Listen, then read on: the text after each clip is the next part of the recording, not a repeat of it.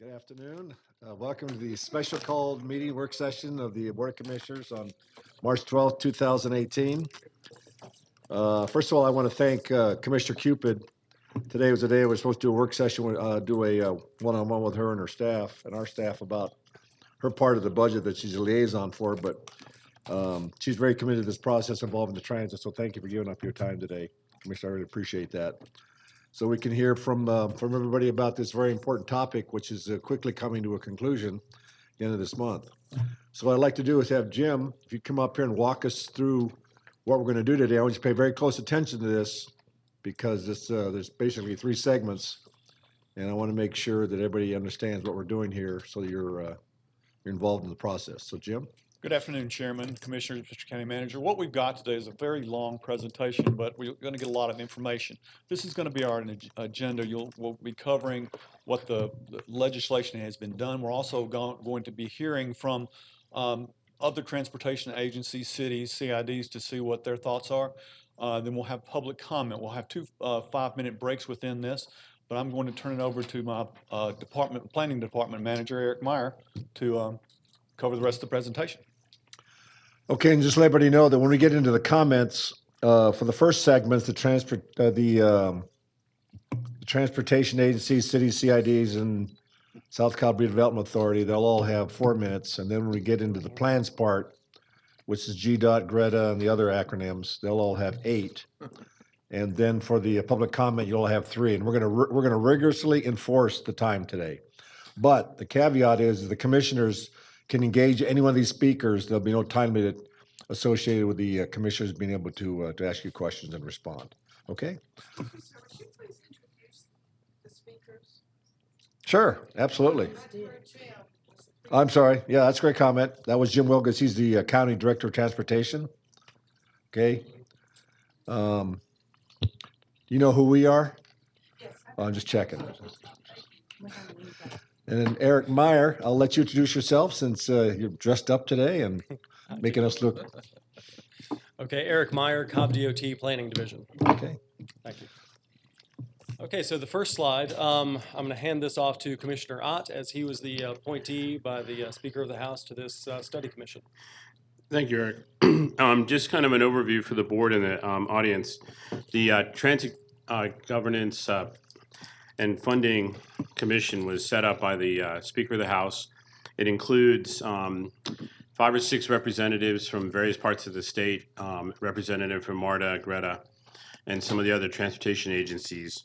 And we were tasked with, it's a 2-year commission, so we've done the first year. We were tasked with going and looking at possible governance and funding models, obviously, but also we've traveled around the state. We've been down to Columbus, we've been out to Savannah, Gwinnett, and then we got a tour of MARTA, just to see what not just the issues were with the metro region, but also some of the other issues. For example, down in Columbus, if you want to go to, say, some medical treatment that's provided by the state, you might have to go through 3 counties to get there, and each county you have to set up your ride in each direction.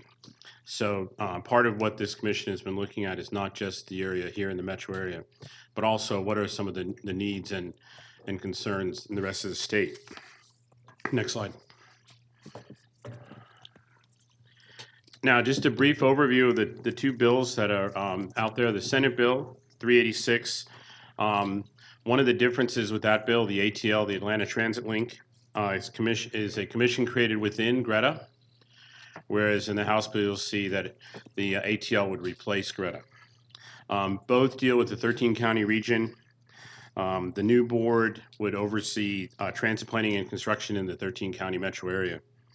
And they establish a regional transit plan, which would then be used as kind of the guidelines or the model for the individual counties when they would submit their list of projects or their transit service plans. It allows any county in the region to impose, after a referendum with the public, a 1% transit tax, and that is a permanent tax. One of the reasons that it's done that way is to allow the county to bond against that money. If it was less than 20 years, you would not be able to bond against it. The counties, what's it? Would it be countywide or just? Yeah, in the Senate bill, it's countywide. The counties would have to select projects, and then they would submit those projects to the ATL for approval. And then ultimately, that list of projects would be put in front of the voters for the vote. And if the voters approved it, then that would impose the 1% tax. Under the Senate bill, MARTA would be the sole operator ultimately over time, replacing, there are approximately 11 different operators in the 13 metro county area. Next slide. The House bill and the other, House Bill 3930, like I said, reconstitutes Greta into the ATL. It also has a 13 county region. What's a little bit different is it has a 14-member board, 10 of whom represent the 10 districts that would be created as part of the ATL. And then it has the governor, the Speaker of the House has a representative, the Lieutenant Governor, and then also the GDOT representative. It imposes a 1% sales tax on airport concessions at 2 airports, the Atlanta Airport and the Savannah Airport. It also imposes a 50-cent fee per ride for those users using Uber and Lyft. It also allows the counties in the 13 metro county area to impose 1% sales tax. Once again, after the county went and did a transit service plan with a list of projects that then would go to the ATL for approval and then ultimately to the voters. The same as in the Senate bill, the projects would be looked at on a regional basis. Did they kind of fit into the regional plan? Also, they would be looking over transit planning and construction. Under the House bill, MARTA would be required to be the operator if it was heavy rail. However, any other transit services, MARTA is not required. In both bills, MARTA would ultimately be labeled the ATL. That was Senator Beach's idea. The idea is that you fly into the ATL, you get on an ATL to go to wherever your destination is. And so it kind of has continuity there. And Mr. Chairman, that's kind of an overview. I think it's important to highlight, because we all, I know I got a lot of emails over the weekend and today about proposed projects. I think it's very important to just highlight what Commissioner Rocha said here. There are no projects identified yet. We're not even close to identifying them.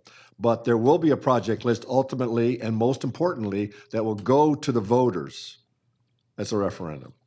So any thought that this is a board action, that's just not going to happen. Everything that's going to involve this tax would have to be approved by the voters. And right now, because we don't have any, we have a number of plans that Eric's going to talk about here that might be thoughts for projects. I just want to assure everybody out there, both here today and watching us on Cobb TV and later, there's no hidden agenda here. There hasn't been any secret meetings about projects. We're not that clever, for one thing. And secondly, that's not how we do business here. So just want to let everybody know here that just be patient. Right now, we're just trying to focus on the legislation and putting language in the legislation that will allow us to be part of a regional plan, but reflects the concerns we have here in Cobb County. Sure. Mr. Chairman, let me just add one thing because Commissioner Burrow asked and it reminded me. Initially, when the House Bill 930 was first dropped, as a member of the commission, I was asked to draw a map. And the map that I was asked to draw, and I worked with Eric on this, there was no subterfuge. Basically, the map that we drew, the special taxing district, which is what the original bill had in it, basically encompassed the existing Cobb Link service area.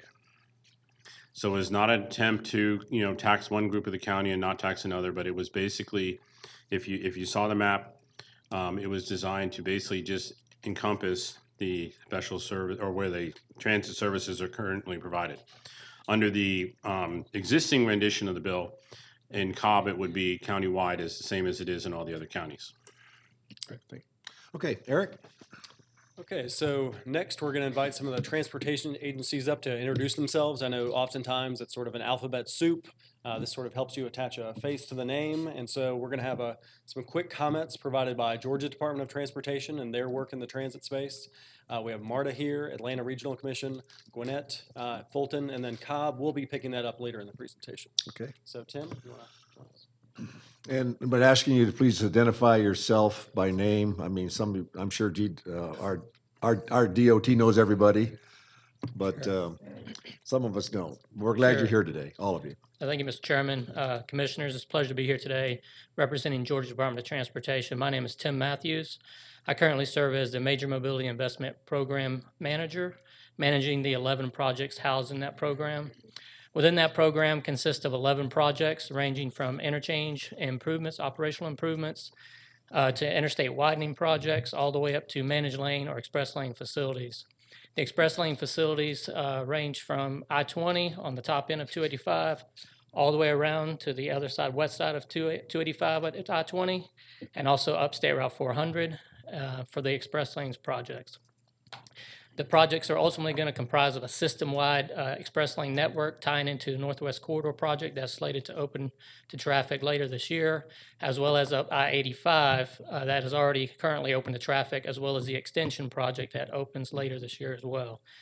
As it relates to transit, we are not building exclusively any transit facility within the corridors. However, the express lane facility will be able to have transit service providers use that facility for free. The users will have to pay to get into the transit service provider's facility, but to be able to get into the roadway itself is free for the transit service providers, and also for any registered carpool users as well. As far as registered through the county or some other program, a passenger can't fill a van full of passengers and use the facility for free. It is a paid roadway system. So, in addition to that, we are working with MARTA as it relates to the Fulton County study that presented its a BRT option up State Route 400. That's in the very early stages of what that process looks like, but we are working with MARTA and several other folks as it relates to BRT on State Route 400.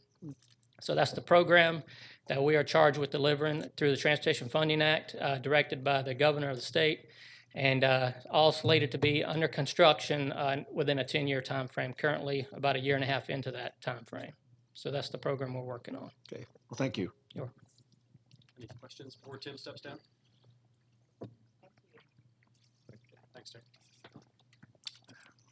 All right, next up, Ben Limmer, MARTA.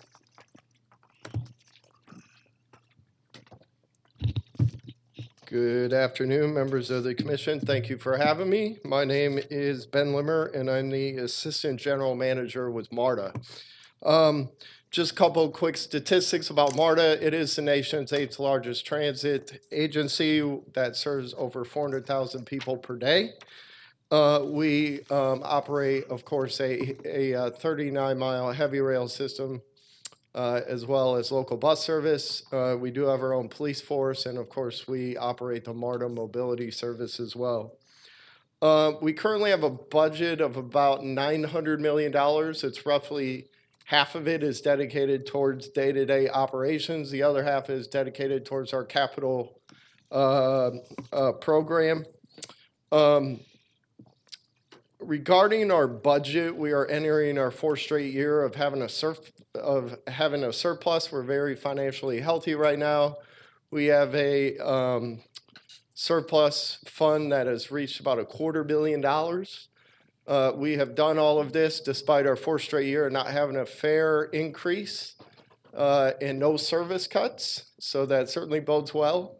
Regarding the capital portion of our budget, we are investing heavily in state of good repair and other maintenance items. We're actually doing a tunnel ventilation system downtown that costs $200 million. Several other technology projects, which I'll talk about in just a moment, as well as replacement of all of our rail cars and up to 25% of our bus fleet. We are the second safest transit system, according to FBI Part 1 crimes in 2016 in the entire country when you compare MARTA to other transit agencies of our size.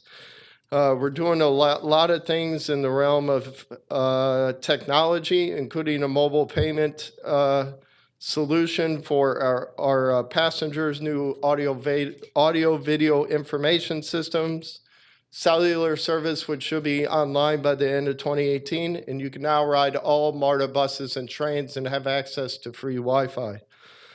We are doing things that are more than just a transit system as well, and more than a train station. Actually, at our 5 Point station, we do have a station soccer field on the roof. We have fresh MARTA markets. We have a comprehensive and robust public art program that does have both still art and live art as well.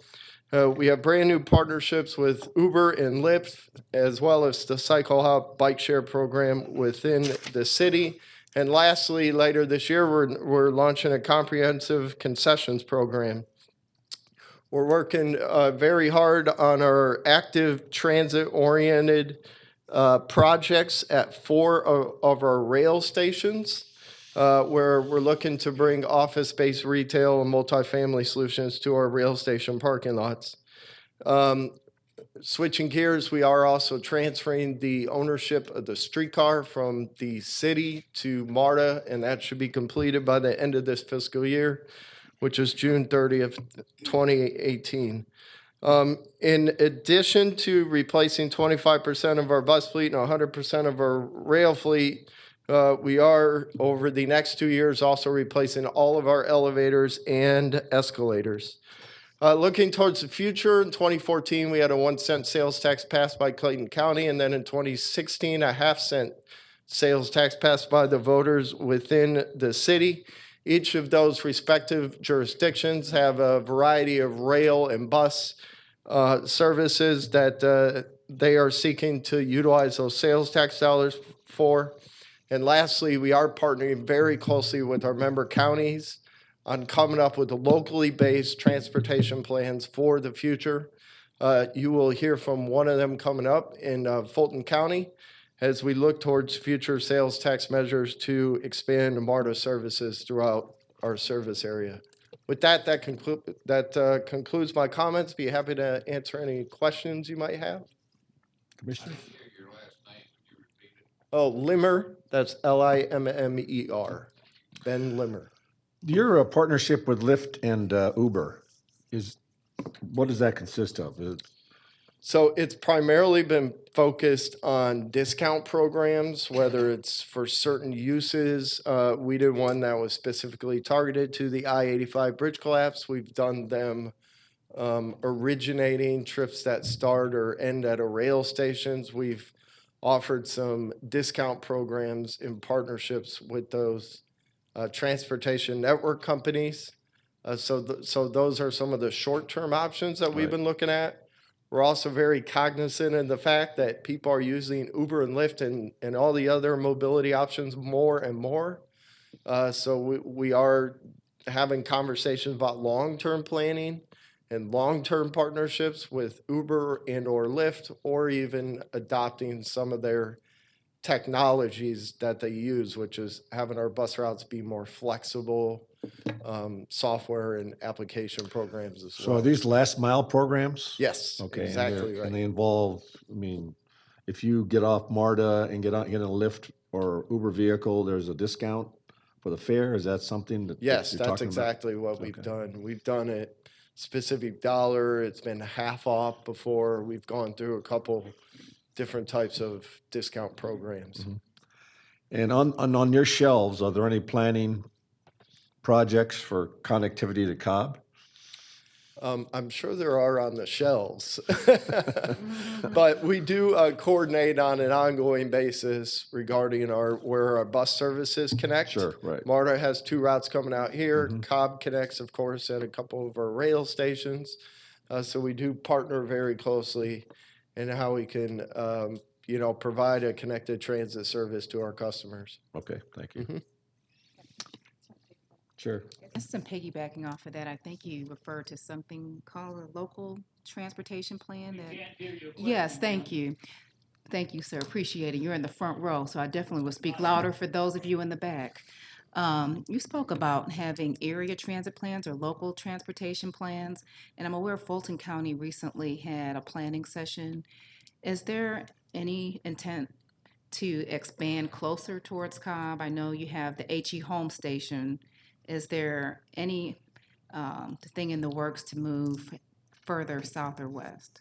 Sure. So you will hear from my colleague Eric Bosman in just a minute regarding Okay. the specifics around the Fulton County Transit Master Plan. Okay, But one of the things in recent years that MARTA has done is worked with our member jurisdictions, all 4 of them, to develop community, public-based, local transit plans, and then knit all of those together. Regarding Cobb, the 2 that would connect most directly would, of course, be within the city. So as part of the city's half-cent sales tax, they had a plan associated with that sales tax. There are some bus services in particular that connect to Cobb County or in that general direction, I'd say. Also, there is one extension of heavy rail that was included on the city's sales tax program. That's the expansion of the Blue Line west from the H.E. Holmes MARTA rail station, heading west towards 285 and even Fulton Industrial Boulevard. So, Speaking about rail, as Marta talked with CSX or Norfolk and Southern, I know the governor put into the new lease that the state has the ability to go and access the right of way. yeah, I'm not as familiar with the specifics of the lease. What I can tell you is MARTA's been working on a regional expansion program that involves 4 high-capacity transit lines, one of which is Bus Rapid Transit up Georgia 400, the Clifton Corridor, which connects our Lindbergh and Avondale MARTA rail stations. That actually partially runs within next to the CSX active freight railway. Another project we're working on is I-20 East. And then the 4th one is Clayton County heading south. That one runs adjacent to an active Norfolk Southern right-of-way. So we have frequent review meetings and coordination with both CSX and Norfolk Southern regarding 2 of those 4 regional expansion projects. So hope that answers your question. can you clarify what you mean by high-capacity Sure. rail? High-capacity transit would be transit options that carry more people than your standard bus, Okay, as well as transit options that might have some preferential treatment, whether it's completely separated from automobile traffic or a lane for, say, a busway or a bus rapid transit. So high-capacity transit can include bus rapid transit in a variety of ways, light rail, heavy rail, and even commuter rail. But it's generally meaning carry more people at a more optimal travel speed. okay. Okay, sir, thank you. All right, thanks for your time and attention. Appreciate your time today. Thanks for coming and visiting us.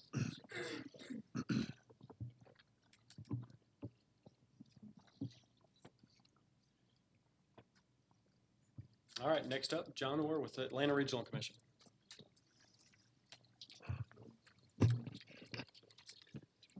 Thank you, Chairman Boyce. It's an honor and a pleasure to be with you this afternoon. My name, again, is John. Last name's Orr, O-R-R, and I manage the Transportation Access and Mobility Group at the Atlanta Regional Commission. Just want to share a little bit of information about what is our role at the Atlanta Regional Commission in regional transit and transportation planning. Really, we're what's referred to as the Regional Metropolitan Planning Organization for Atlanta. That includes all or parts of 20 counties. The bottom line on that, there's 2 essential tasks that we have to complete and maintain in order for our region to receive federal transportation dollars. The first one is we have to have at least a 20-year transportation plan. And then the second is that we also must have a 6-year transportation improvement program.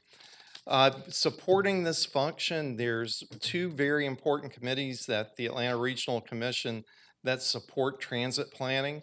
The first is the Regional Transit Committee. that is composed of elected officials in the region that is responsible for setting and dealing with policy level issues, making recommendations to the ARC board. And then also there's a transit operators subcommittee that also is at more of a staff level that coordinates the operations among the various counties. And Eric participates on that group periodically. And just to let you know, Chairman Boyce sits on the board in the Transportation and Air Quality Committee at ARC. Probably the most prominent item, to be honest with you, where a lot of local governments are very interested in the work at ARC is that there are some federal funds that are directed to the Atlanta Regional Commission by being a metropolitan planning organization. And it averages about $110 million per year. And we will all collectively work at ARC to submit recommendations to our policy board for projects that, and through the Transportation Improvement Program. Just give you a couple of examples where we've been partnering, working with the county on, has been the Sunday Transit Service, which we're very fortunate we were able to get some funding assistance for that, along with some other projects in the past, such as Route 10X and bus replacements and such. So Chairman, that covers my comments, and be glad to help answer any questions. During the drafting of the legislation, particularly for the House bill, they came up with this new authority, all right, breaking into 10 different districts.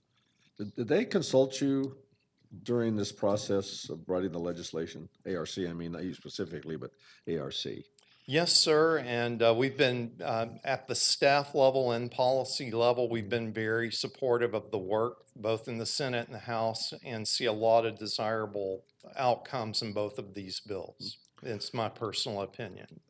Okay, so I guess my question is, given the success that the ARC has had in being able to get the MPO to work together, I guess that's a good way to put it, why wouldn't you have just used the ARC template to establish this regional transit authority? When you get into transit implementation, some of the tasks involved do fall outside of our core area of responsibilities, such as managing transit operators and such.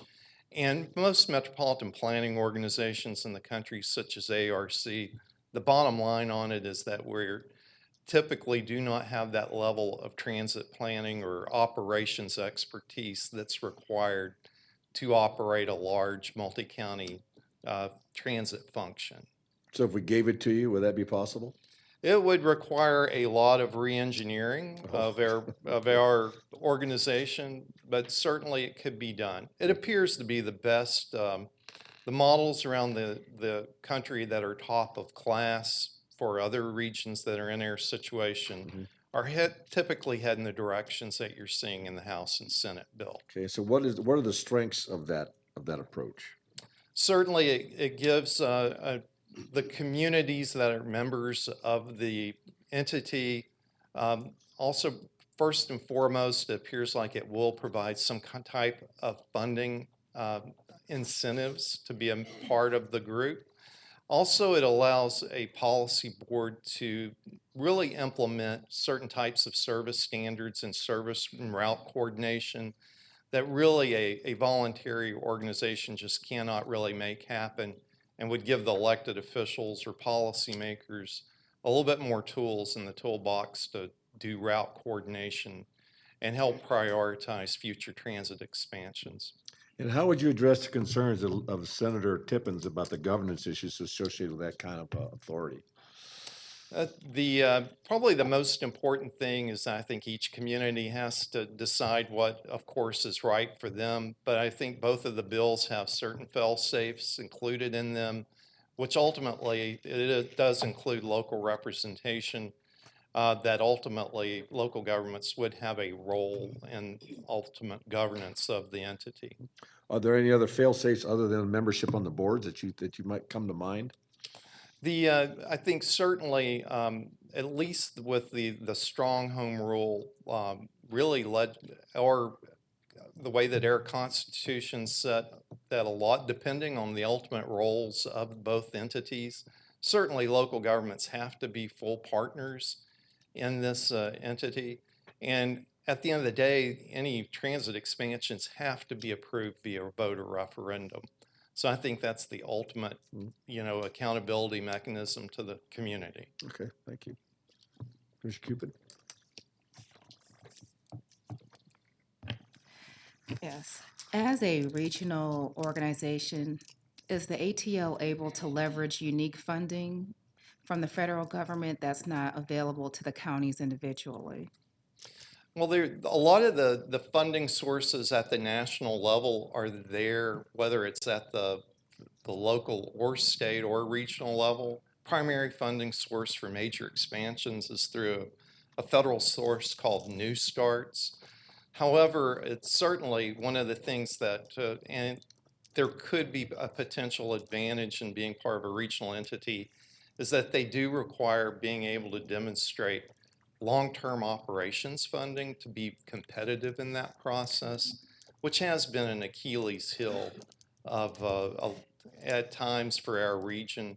Also, it appears that the state, just to add this in last, is evaluating certain funding mechanisms to help communities implement transit expansions, which these mechanisms may have the opportunity to bring state funding, significant state funding that we've not seen before. Okay.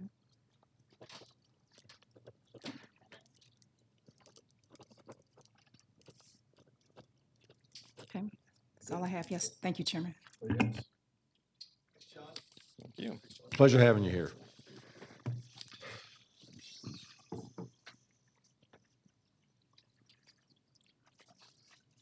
Okay, next up, 2 counties in a similar situation as ours. Thank you, Chairman and Commissioners, for having me. My name is David Tucker. I'm a Deputy Director over at Intermodal at Gwinnett County Department of Transportation. And I'm going to talk to you about Gwinnett County Transit. We've been around, it's been around since 2001. We started Express. Like Cobb, we do Express, local, and complimentary paratransit. We carry about 1.5 million, 1.4 million passengers a year. 2/3 of that is local. We operate 5 express routes to downtown and a relatively new one to Emory. That's our first new service pretty much since we started. And then we have 6 local routes. The budget's about $15 million. The county's covering about half that right now. We always tried for a third, federal and state, fare box recovery, and local. That's kind of slipped some over the last few years. Our fleet is about 83 buses. Most of those are express. That's just some basics there. We did a comprehensive transportation study update in 2016, and we heard something new. The third biggest initiative people wanted was more transit. We'd always heard roads, bridges, congestion, but it was very soundly transit. And as we dug into that, it led into the need for a new comprehensive transit development plan. Our transit, again, had not changed other than the Emory service. So this was basically a whole clean sweep. Let's look at what we have. Technology's come a long way. We take advantage of that. You can find buses quicker. You know where they are on your phone now. So we were looking at things. So we started this transit development plan, and it was 3 steps. It was short-term, mid-term, and long-term. Short-term, 1 to 5 years. Midterm, 5 to 10, and then long-term is going to be 10 and beyond. So, buses, they aren't made overnight. So, midterm can be some of that. Expansion maybe in the first 5 years, but try to take advantage of what we can. So that's what we're going through now. We've done our first round of public meetings and public input and have really been working on recommendations. And we are right now at the point about to come out and roll those out in April. So we don't have anything to share yet. We're still vetting the costs that go with those things, capital and operating, that sort of thing. But there will be some changes coming in Gwinnett County Transit soon. So that's about all I can tell you for now, but I'll be happy to answer any questions. Thank you. First of all, thanks for coming. I Sure. appreciate that. And please give our regards to Chairwoman Nash. Will do. You say you have roughly about 1.5 million riders? Right, we have 1.4 in 2017, I believe. Okay, and that includes both express bus and local routes? Correct. Okay, all right. And roughly your subsidy is about $7 million a year? Well, for the county. county's portion is about 8 million right now. Okay, 8 million. So you said it's been slipping over time. Is that because of federal dollars or state, or just sort of tell me out here? Some state funding was back when they were cutting back. We had some increased costs over time.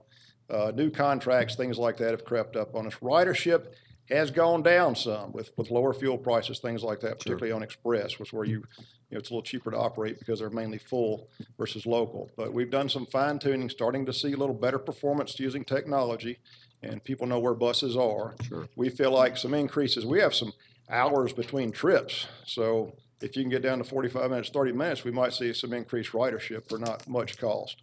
So we're optimistic to grow it. Okay, and Chairman Nash has been very successful getting language put into to the House bill to address your future plans for expansion of transit. Could you sort of comment on the direction that she's going, or the board's going in with regard to that? Well, future that partnership? might be a little far for me to say where she's going. I think it's pretty safe to say, even in the state of the county, transit will grow in Gwinnett County. I think everybody's come to embrace it and see the need for it. We found people that were riding 2.5 hours to get to work. I mean, there's a need for it. I think it's understood, and I think it's just the right time. We've always worked with our other regional partners, including Cobb and Greta and MARTA and everybody really well, and I think it's just really a great time in Gwinnett for transit. So, I mean, she said it will grow. Okay, all right. Yes, Commissioner Weatherford. Thanks again. Thank you for coming as well. I thought I heard you say that the majority of your service is express. Was that what you said? The majority of our fleet, we have 43 express buses. We have 28 local. We did some cutbacks for the express back in the tougher times, and now we have a big surplus. We only need like 26 to go out during the day. But ridership is about 1/3 express, 2/3 local. So even though you have a smaller fleet for local, the ridership is more there, is what you're saying. Right. They're like 26 roll out every day. We have 28 buses, and one of them's going to be down sometime. So we run pretty tight there. We have 5 new ones that we're about to put into place. Okay. Thank you. Thank you.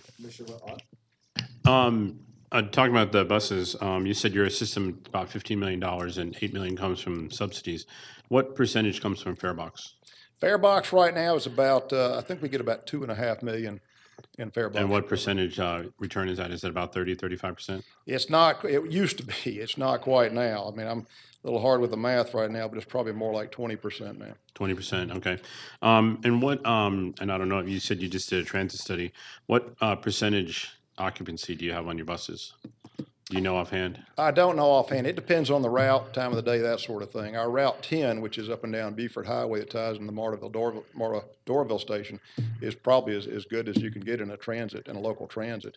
Some of the other ones are spread out. They take an hour loop, and so it gets a little lower density.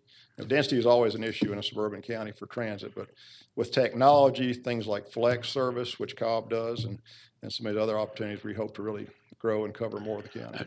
Since you brought it up on your flex, do you know what's the cost per ride? We don't have any flex right now. Oh, okay, all right. We're So looking at it as one of the recommendations. Okay, coming all up. right, thanks. I was going to ask you what you saw as some of the lower hanging fruit opportunities, but you may have mentioned one being flex, which we've instituted here. I was curious to know what other opportunities you saw within a 5 to 10 year time frame, because when we typically have transit discussions, everybody thinks of big rail, and that could typically be 10 plus years out. Where does Gwinnett see some of its lower hanging fruit for? Some of it may be, just again with technology, we can know where buses are better. We can better route them a little bit, shift areas. We're fairly flexible to move a local route. We currently don't serve Georgia Gwinnett College, which is a pretty substantial size college. We're trying to add a route to that. We were able to get 5 additional local buses. They're just about in service, and that should help spread our coverage some. But we may have some recommendations coming out, such as limited stop, direct type service to a MARTA station. So it's not like a local route, but it runs along the local route to try to get people more, a little quicker and that sort of thing. Okay. Very good. Thank you. Thank you. Sure.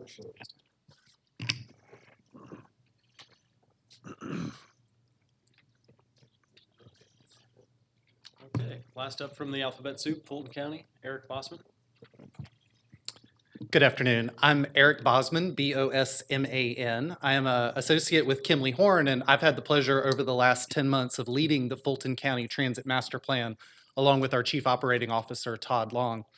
This process began last April. As most of you know, in November of 2016, Fulton County voters outside of the city of Atlanta approved a 3/4-cent transportation sales tax for roadway maintenance and improvements and pedestrian bicycle projects throughout North and South Fulton County. That 3/4-cent sales tax was a fairly strategic level, and that it left a 1/4-cent sales tax for the commissioners and the communities to consider their transit future over the last year. And that's what initiated the Fulton County Transit Master Plan beginning in April of 2017. I'm going to oversimplify a bit the 8-month process, but there were really two main goals and questions in mind when the Transit Master Plan for Fulton County was designed. One was to create a community-oriented vision for the future of transit in Fulton County outside of the city of Atlanta. And the second key question was, based on a variety of assumed funding levels, what could Fulton County afford to mostly self-fund and implement over the next 20 to 40 years?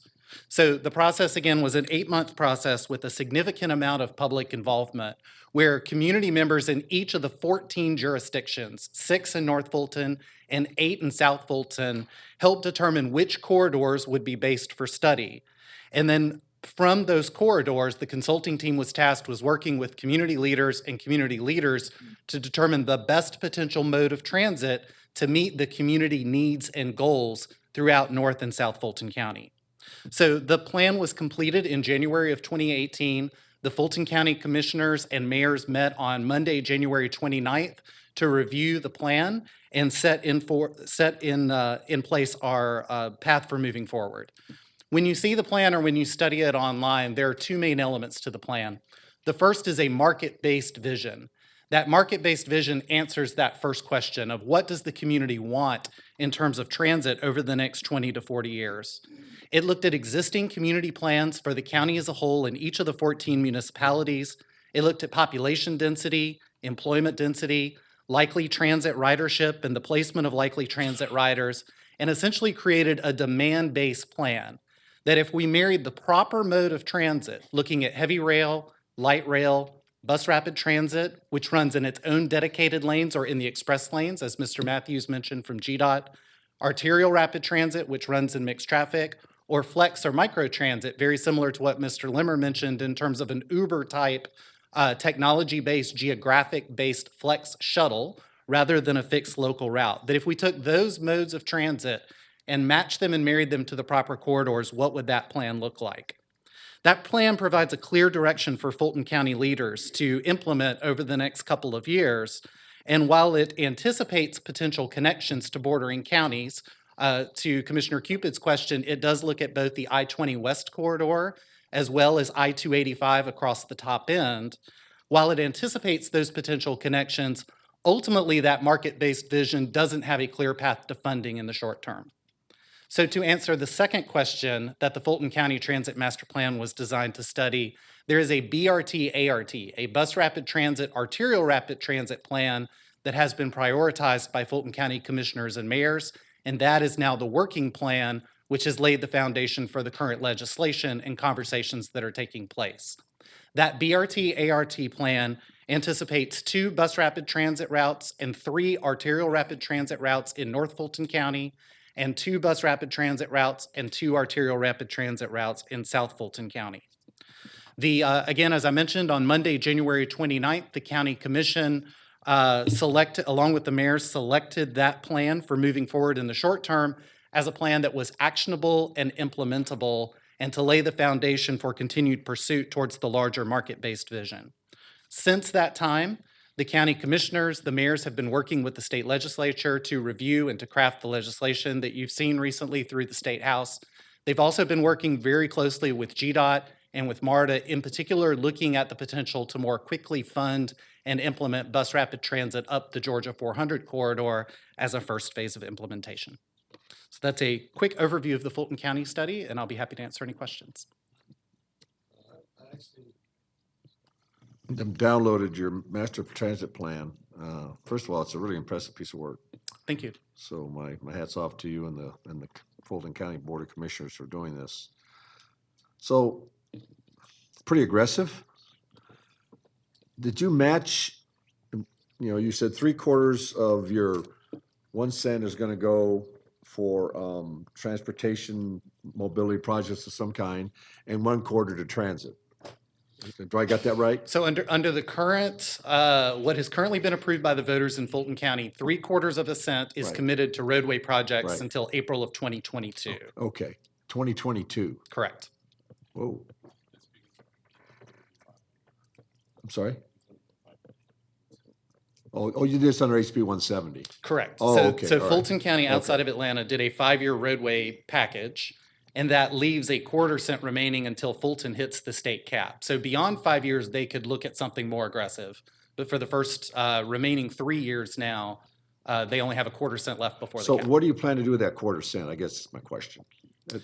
Planning, is that, did we look at planning or? No, well, the master plan actually was funded by the cities in cooperation with the Atlanta Regional Commission. So that level of planning is complete. Okay. There's some implementation work and engineering that needs to be done, but essentially in the financial models that we ran as part of the transit master plan, we've assumed that 1/4 cent for implementation. That's things like BRT and arterial, the arterial routes and everything? Correct. For the Are they already in place or they'll be brand new? No, all of the services that are anticipated in the master plan would be new forms of transit on new routes. They would replace some of the local bus routes likely, so there would be some savings from a MARTA end, but they're all new service. Okay, and we all know that well, it's probably an exaggeration, but most transit systems involve some degree of subsidy. Is that a safe statement? I don't think that's fair for me to answer as Okay. part of the team, No, but it does look at some federal matching money as part of the model. All right, so I'll withdraw the question, not to put you in a hot seat here.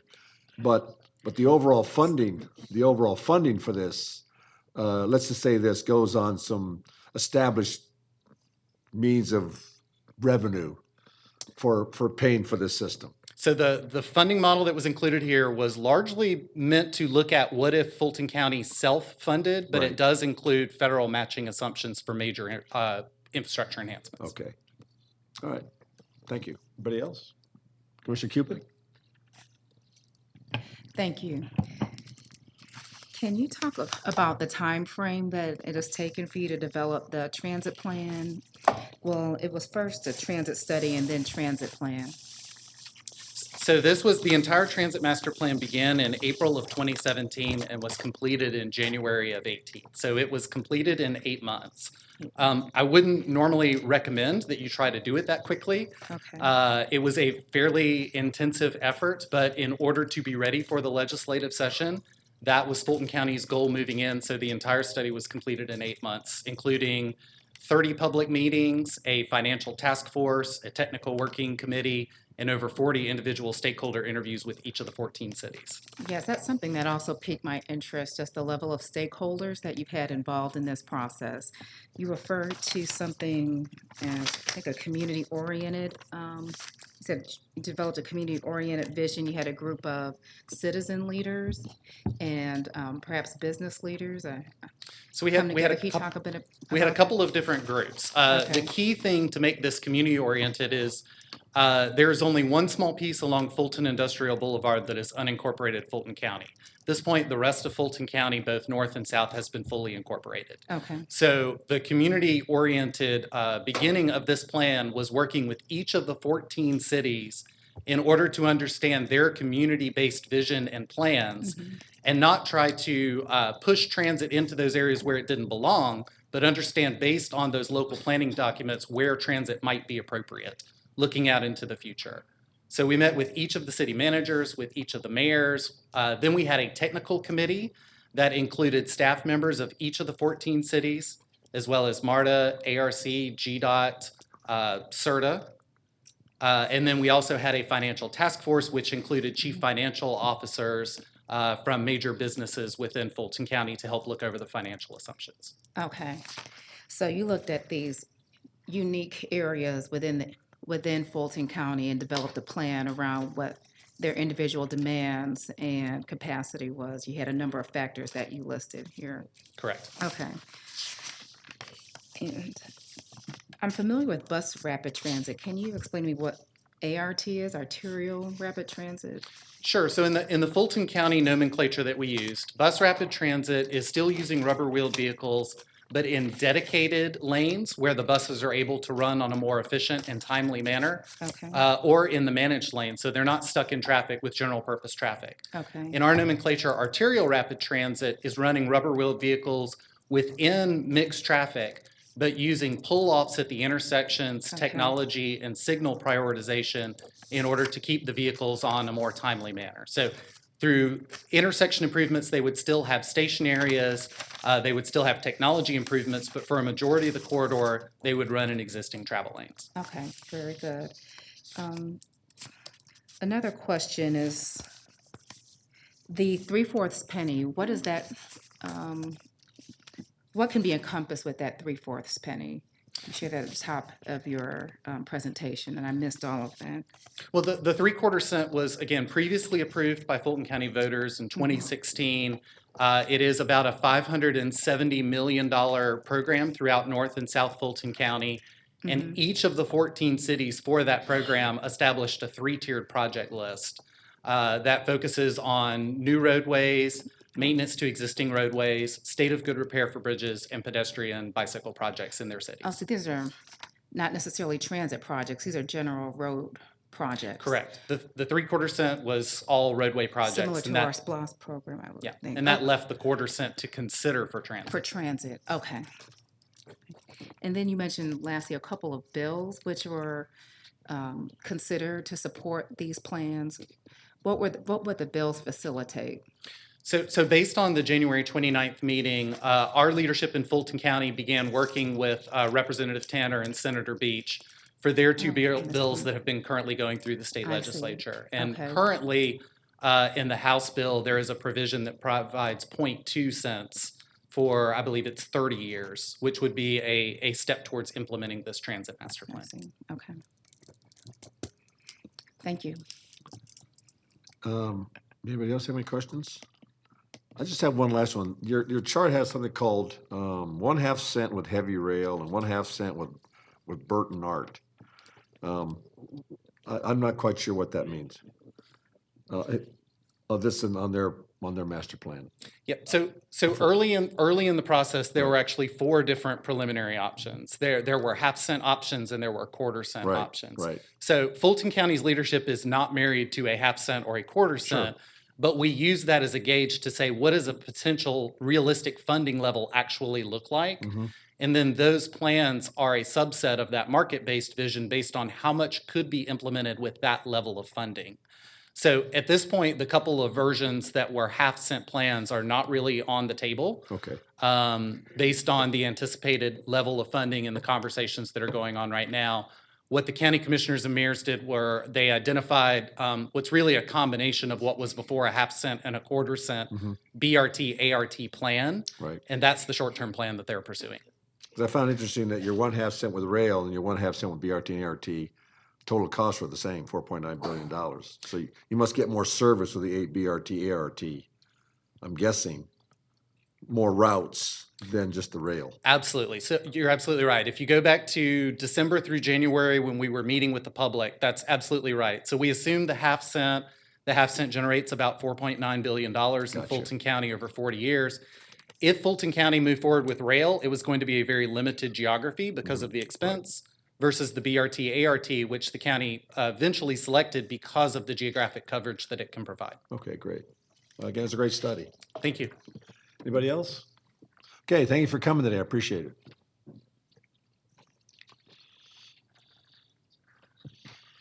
Okay, so that concludes the transportation agencies. We now have some time to spend with our municipalities, CIDs, and Chamber of Commerce. Okay. Did And you then want to we'll do the take a Cobb one now or later? I think we're going to do the COB presentation later. Okay, so why don't we take a short break? So these are the CIDs and the chambers, right? Right. Okay. Well, these are the ones of the 4-minute presentations. And then after this, we're doing yours, and then we're doing public After- comment, right? After this, we were going to go to break and then do the COB presentation. No, I'm gonna do the break now.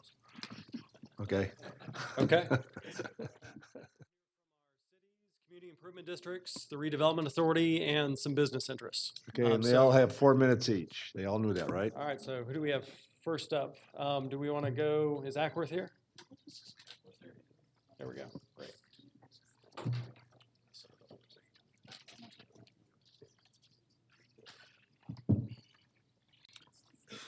Good evening, afternoon, Mr. Chairman, members of the board.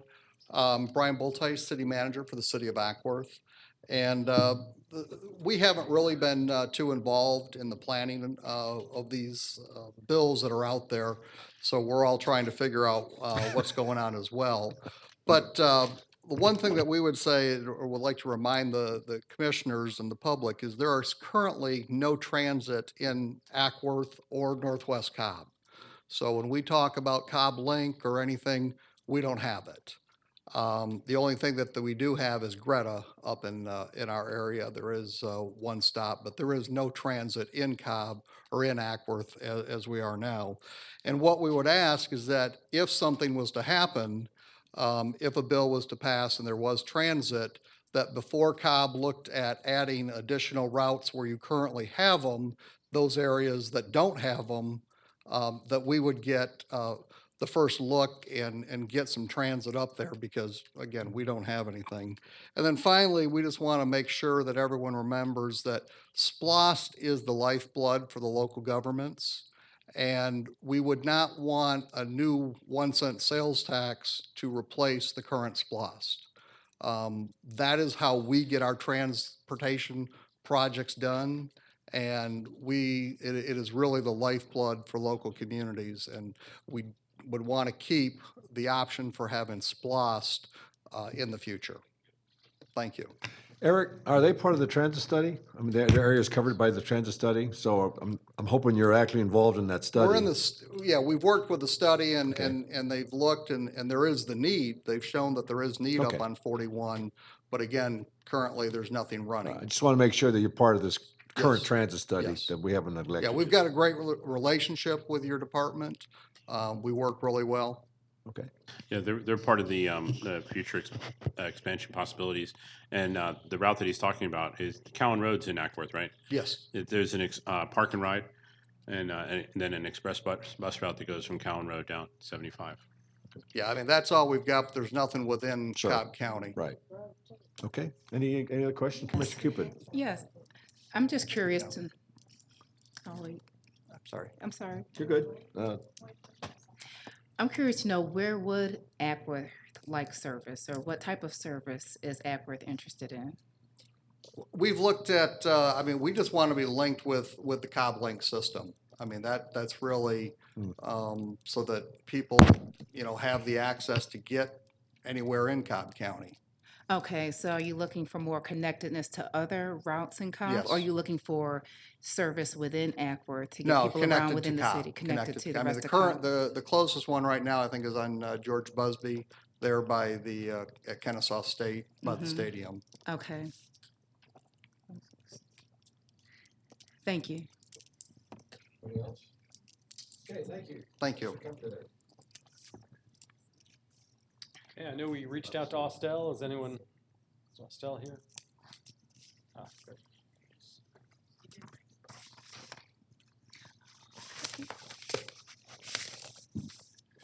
Thank you, Commissioners. I'm Ollie Clemens, Mayor Pro Tem, City of Austell. Just wanted to be sure that as those conversations are had for transit solutions in Cobb, that we are part of that conversation in South Cobb in the City of Austell.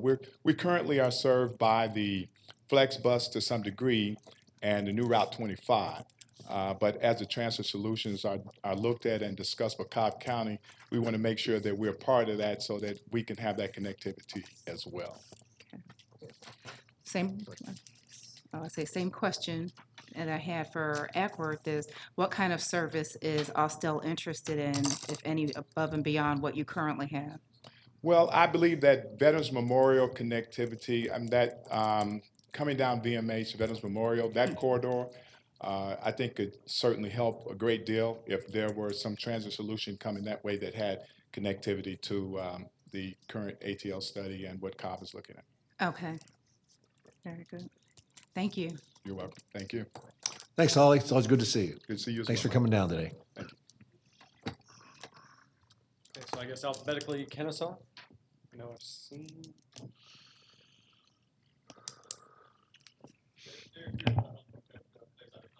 All right, good. I know I chatted with them Friday. So moving down, how about Powder Springs, Smyrna?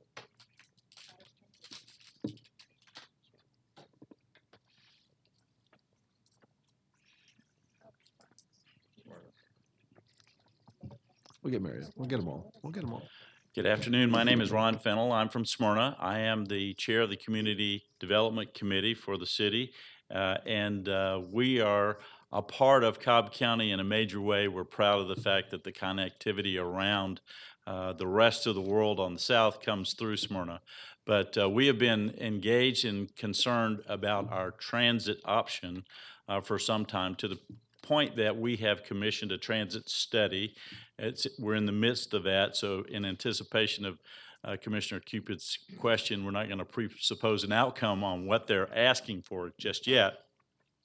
But we have found it important to be engaged in the discussion because our proximity and connectivity to Atlanta already has lent itself to commute options that are being explored. We use the Cobb transit system, quite a number of stops in Smyrna, as you know. And we're pleased with the fact that the conversation on a broader basis is including all parts of Cobb County, and we want to see that this commission focuses on what we know to be the higher priority users at the end of the day. And for those of us who are going to end up funding those types of programs, Smyrna is a part of the conversation.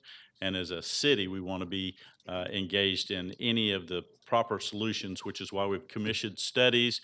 2 of those studies are helping us to understand what our residents want, what our needs are, and we're pleased with our relationship with both Cobb DOT and Georgia DOT, but also the Atlanta Regional Commission and the Greta team have all come to visit Smyrna to see what our on-the-ground inventory is, our problems, our challenges, and we've addressed a lot of questions to them on the preparation for whatever's next, whatever comes out of this legislation at the end of the day. Yes, When are your Mr. studies going to be done? Do you know? Good question. It's in process. Do you have a completion date on the study, Ken? Our Director of Community Development has more finite details on that, and our Transportation Department couldn't be here today. They have some work they're doing, but Ken, can you give them an idea of the study? Good afternoon. I'm Ken Sudrith, Community Development Director for Smyrna. On the transit feasibility study, that's basically a 12-month study. Once we receive the money from ARC, I actually just spoke to John Orr about that. They're within just a couple weeks of having the federal end of that worked out.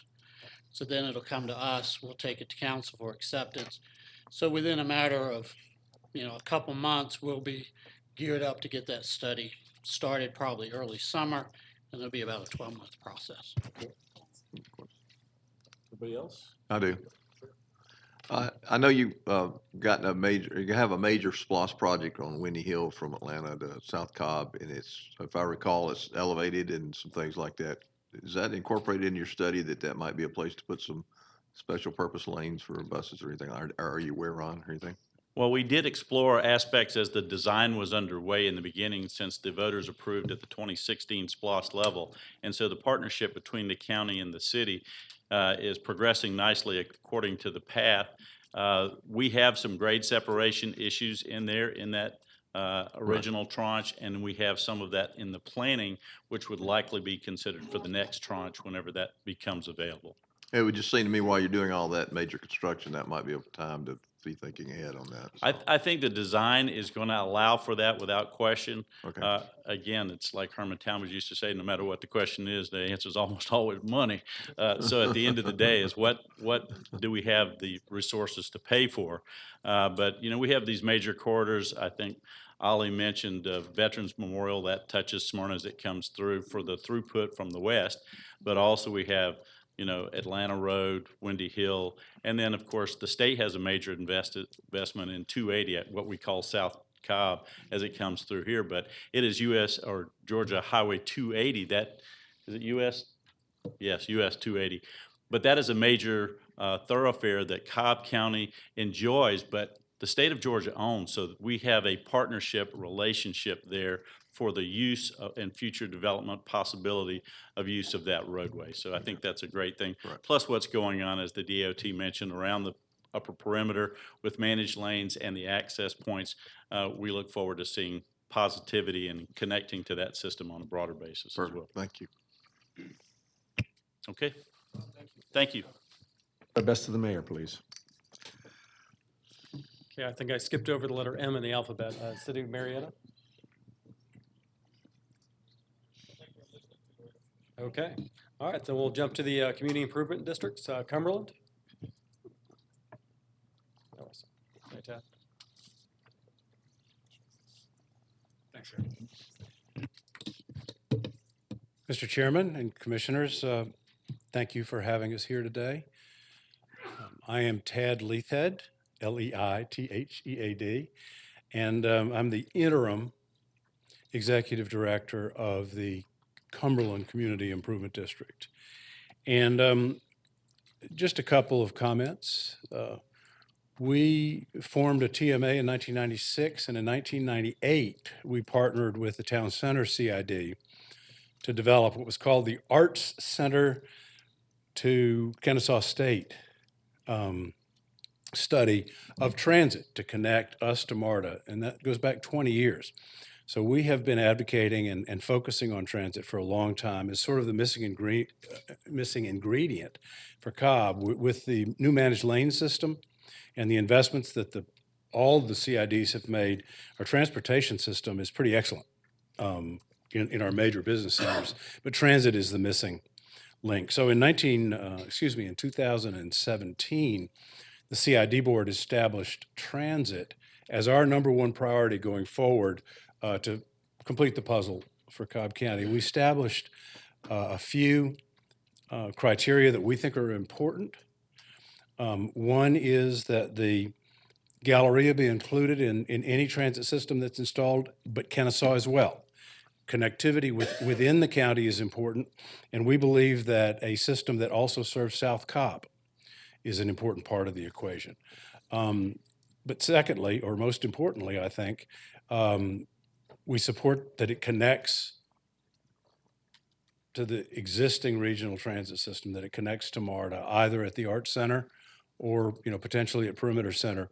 But we need that connectivity in order to generate the ridership that we need here in Cobb County, and to allow people who are in college at Kennesaw State University to be able to take a seamless transit system all the way to the airport and all the other possible iterations of that. So we genuinely appreciate the fact that y'all are taking a hard look at this. This may be the moment when transit for some of the suburban counties, traditionally suburban counties, is coming to fruition. And we are prepared to support the effort, support your efforts any way we possibly can to try to bring about a transit system that we can participate in. With that, are there any questions that I could address? Any questions? No questions, just commentary that I think we've recognized the CID's role in really being out in the forefront for creating a more robust transit system here in Cobb County. So just thank you for helping always keep this conversation at the forefront. Well, and thank you for exactly the same reason. And as I said, we're prepared to step up, either from a advocacy standpoint or from a financial standpoint, within reason. That answers the money I was going to question. say, how much? Well, there we are. Let me see what I got on me. We can go home now. We second that motion. Yes. That wasn't a motion, that was a comment. But thank you for your efforts, and we'll work with you. You better sit down, your board's gonna get upset. Yeah, you need do to that to me escape while every you can, Tad. Sorry? You need to escape while you can. I'm gonna go right out the door. Yeah, your board is calling you. Thanks for coming, Tad. Appreciate it.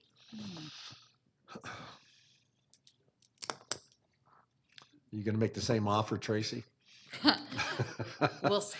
I thought you had a coordinated response back there. I know, right? We were chatting. So Tracy Rathbone, Executive Director, Town Center Community Improvement District. As I was doing my Facebook scroll this morning, my On This Day had a post from last year, and the quote said, "The lesson is not about big cities or subways. The lesson is that transportation infrastructure does more than move people. It builds communities and constructs our way of life." I think it's apropos for today as well as a year ago today. For those of you in the audience, CIDs are community improvement districts, and we are taxed by commercial property owners who voluntarily contribute to the tax that we then work with the county, local, state, and federal partners to build infrastructure and get people from point A to point B. And so thank you, Chairman and Commissioners, for all of your support of the efforts of the Town Center CID, the Cumberland CID, and Gateway Marietta CID. There are 25 CIDs in the state of Georgia, and there are 3 in Cobb County. And the billions of dollars that CIDs have invested over the past 30 years have been leveraged time and time again. We are able to leverage on infrastructure projects typically 12 to 1 on average, dollar for dollar. So it is a smart investment by the commercial property owners in order to help get projects done more efficiently and effectively. So one of the roles of CIDs is to educate and advocate for what we believe are the best mobility solutions, not just for one's district, but for the county and the entire Metro Atlanta region. A regional transit system, we believe, is a win for Cobb County. It will impact many modes of transportation, including light rail, bus, trails, express bus, and beyond. We believe that transit is a priority for Cobb County and a key priority for the Town Center Community Improvement District. We have more than 100,000 employees that come into our district on a daily basis. We have 36,000 students at Kennesaw State University. We have 2 of the Cobb Link systems, routes 40 and 45, that bring 1,000 riders on a daily basis to our district. We have the most managed lanes access points of any part of Cobb County. When they open, we will have 4 points within the Town Center CID, as well as a full access point at Big Shanty next to the Greta Park and Ride Station, which not only takes people through Cobb County north to south, but also connects over to Alpharetta and Sandy Springs through the express bus routes. Our district and our county are unique because we have a growing millennial population that's asking for transit, as well as a senior population who has invested in the county for decades and are seeking mobility solutions that enable them to age in place. This opportunity for improved mobility benefits everyone. Transit would increase accessibility to metro areas of Atlanta for residents so they can get to work, school, and home wherever they need to be faster, more efficiently, and safely. Transit provides a game-changing solution that, coupled with last-mile connectivity, can actually get people from point A to point B. So engineers have stated for years that traffic cannot be solved by roads alone. When you think about it, roads are like arteries in the body. When you have an artery, you have blood that goes through those arteries, and the wider and clearer the artery, the more blood cells can get through. Roads are the same way. We are the traffic. The more you expand a road, the more cars go on a road. And so roadways cannot be the sole solution for traffic infrastructure and mitigation in our county any longer. We see this shift in approach with the Georgia Department of Transportation. Their focus has been on developing managed lane systems, not just adding and expanding current roadways. The Northwest Corridor provides a reliable, consistent trip time for commuters and will provide a conduit for commuter buses to travel outside the standard traffic lanes. The impact of the managed lanes system we do not yet fully see, but we anticipate that it cannot be ignored. By 2040, Georgia Department of Transportation expects the system to enable 250,000 additional travelers to the Town Center CID and 120 additional travelers to Cumberland CID to reach their final commute time in less than 45 minutes. This is an opportunity for us to be able to offer greater, more efficient mobility, which is a major asset in terms of economic development. Accessibility is a key factor in where companies decide to relocate. The Managed Lanes project is already proving this to be true. The transit system will be an amenity that makes Cobb appealing to 21st century corporations and their employees. It will help us stay competitive. There is also a direct correlation with increased property values, both commercial and residential, in areas that have transit access, something that strengthens the property base of Cobb County. So it's important to remember that this bill is not a project bill. It is a governance and funding bill. And it would enable us to choose the transit options that make the most sense for Cobb. Creation of the bill is only the first step in allowing the framework for Cobb County to, 1, participate in a regional transit system, 2, generate critical funding support for infrastructure related to transit, 3, develop a list of projects that would be taken for the Cobb community to vote on as a final step. The creation of the bill simply provides us with an opportunity to play ball and participate and make a path for transit and mobility a reality for all of Cobb. It is the Town Center CID's belief that legislation will pass once it is finalized by the House and Senate conference committees. To that end, we must ensure that Cobb County's interests are represented in this legislation. That means that Cobb County must play an active role in every stage in this process, specifically giving you, our commissioners, the ability to draw a transit map, select the project list, and put a plan in place with measurable, executable goals. We must work together with our legislators and our partners across the region to ensure this happens. Cobb County, as you all know, cannot afford to be left behind. Thank you, Tracy. Thank you. Any questions? I do have a couple of questions. Oh, I didn't realize my mic was on. Hi. Just a technical clarification. You mentioned the significance of having last mile connectivity. Can you explain what that means? So last mile connectivity is when you have one mode of transit or mobility and you need another way to get to that last piece. So maybe it is you take a bus to get to school, but then in order to get to school, you've got those last few feet, miles, steps, and so you need some other way to access that. So whether it's by a bike or by an additional bus route or some other sort of way to get from point A to point B to complete one's trip. Okay, very good. Yes.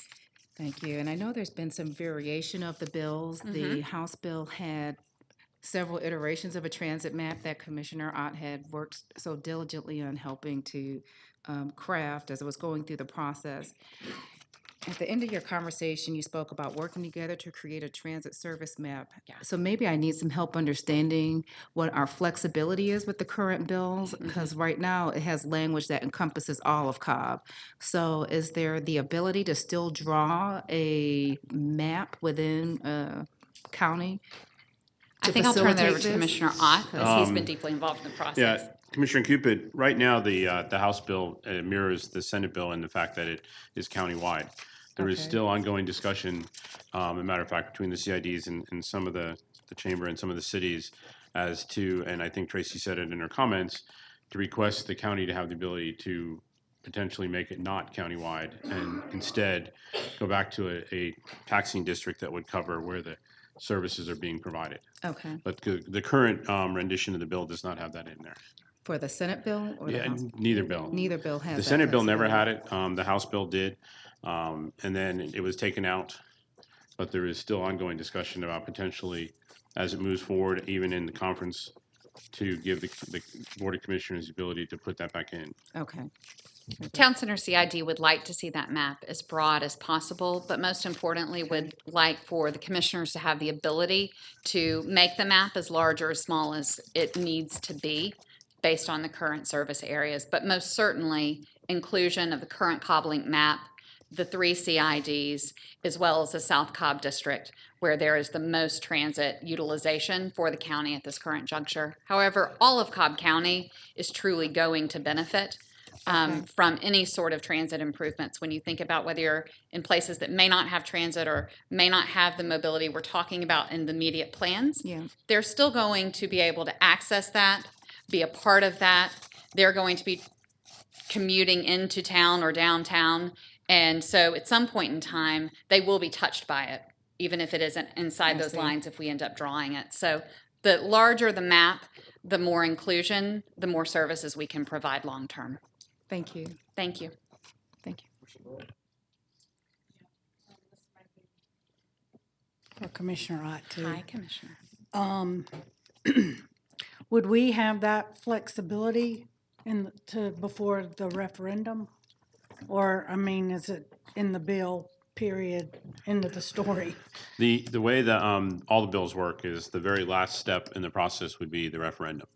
So both bills contemplate either the countywide or a separate map.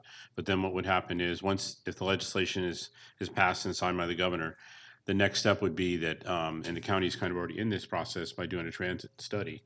The transit study would produce a transit service plan, which I think Eric's going to talk about here in a little bit. And then what would happen is from the transit service plan, then you would go to the ATL, the Regional Transit Authority, and get them to sign off on it to say that it kind of meets the regional plan. The time frame is different in the two bills. The Senate bill, the ATL would be constituted a lot sooner because it's not replacing Greta. Whereas in the House bill, because it reconstitutes Greta, the earliest that would happen would be January of 19.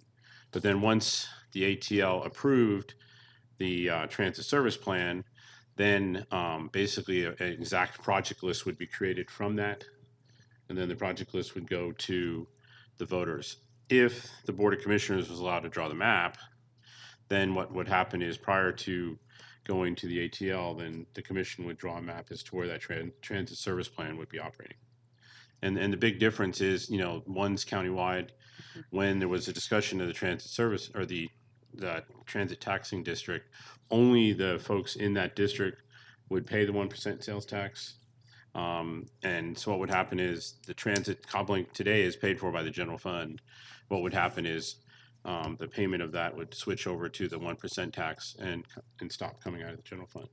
But currently, like we said, right now, both bills are the same in that it's the entire county. Ditto that. You're thinking. No, I'm not going there. All right, any other questions? Thank you, Tracy. Thank you. Thank you all.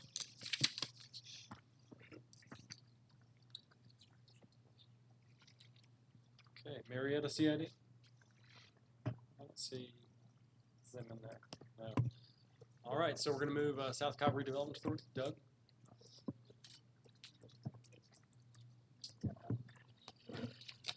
Good afternoon, Mr. Chairman and Commissioners. For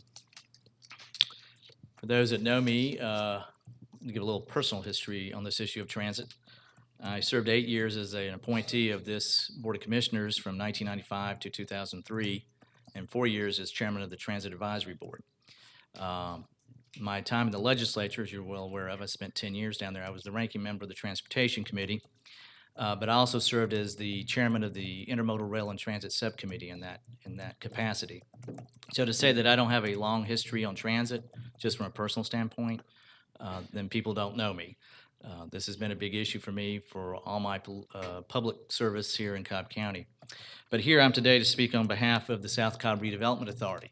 I'm the chairman of that authority. It's for those who are not aware, it's a state authority created by the legislature that the Board of Commissioners gets to make 4 appointments out of 7, and members of the Cobb Legislative Delegation of South Cobb makes 3 appointments. And that authority is to give you an idea geographically where it's located. It is between the cities of Austell and Smyrna, unincorporated South Cobb, south of the east-west connector to the county line. So for those who want to understand our jurisdictional area, and the purpose of that authority was created to specifically focus on redevelopment issues in that part of the county and economic development issues.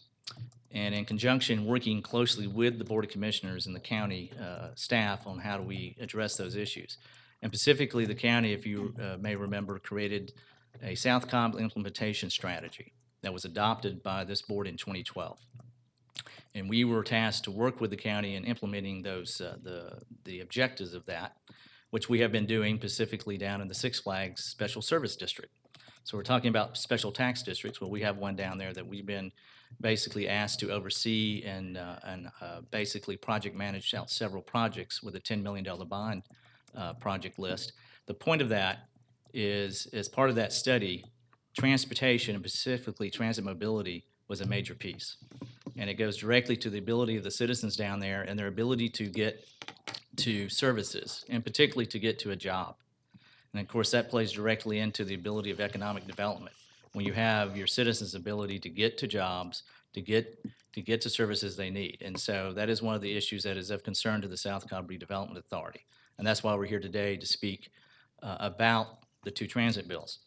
Specifically, our belief is, and I think it was stated just momentarily, is our belief that hopefully what comes out of the legislation is to give the Board of Commissioners both the ability and the flexibility to either have a countywide vote if they so desire, or draw a specific type of special tax district that provides transit service that was just discussed. In my opinion, as someone who used to serve on state and local government committee in the Senate, I do believe in local control. As a former city councilman, I definitely believe in that.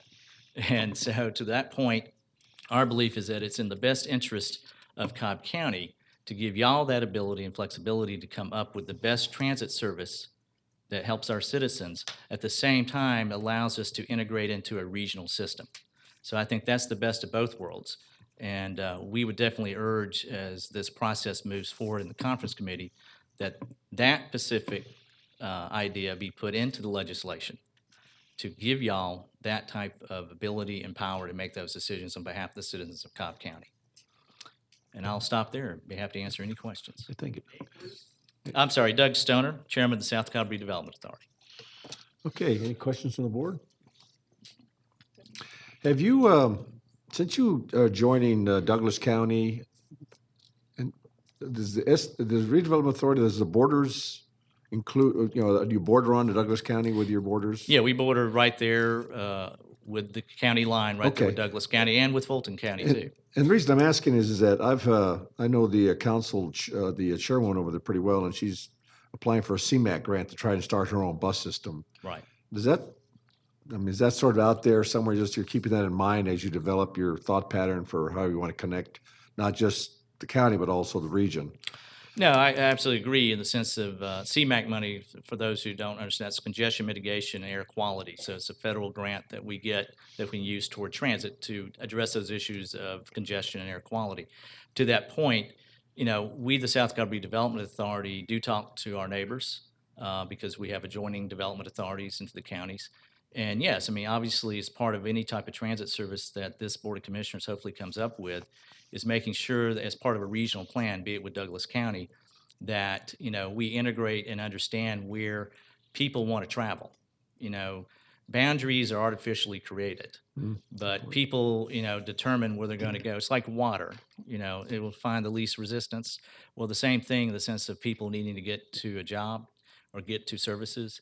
And so we need to make sure that we're able to work with our adjoining counties, be it Fulton and be it Douglas, to make sure that we create an effective system that allows people to give them those choices, because this is about choices.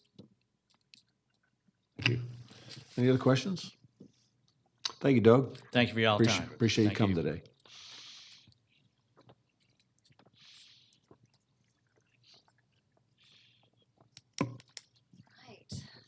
Good afternoon. I'm Sharon Mason, Cobb Chamber President and CEO, and thank you first of all for taking the time to do this and listen and dive into this very important issue for Cobb County's future. I want to share a few stats with you from Cobb Chamber of Commerce and Cobb Edge, now called Select Cobb, because we went through a comprehensive strategic planning process last year, and we went on a listening tour and talked to over 1,000 business leaders. And what we heard from the business leaders is that the number one challenge by far that businesses are facing are in relation to traffic congestion and in relation to mobility and the need for transit expansion. And this came up loud and clear, not only from those 1,000 business leaders, but from all the employees that they represent as well.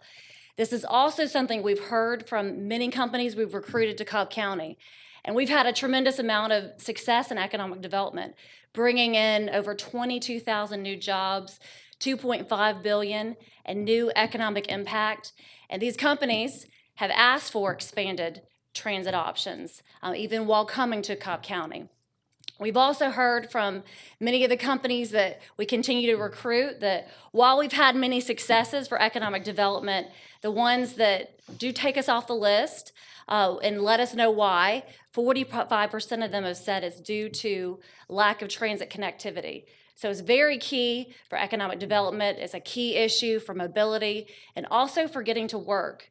I'm sure you studied the Atlanta Regional Commission's statistics that note over 61% of Cobb citizens commute outside of Cobb County, and then over 63% of Cobb County, those who work in Cobb County come from another county.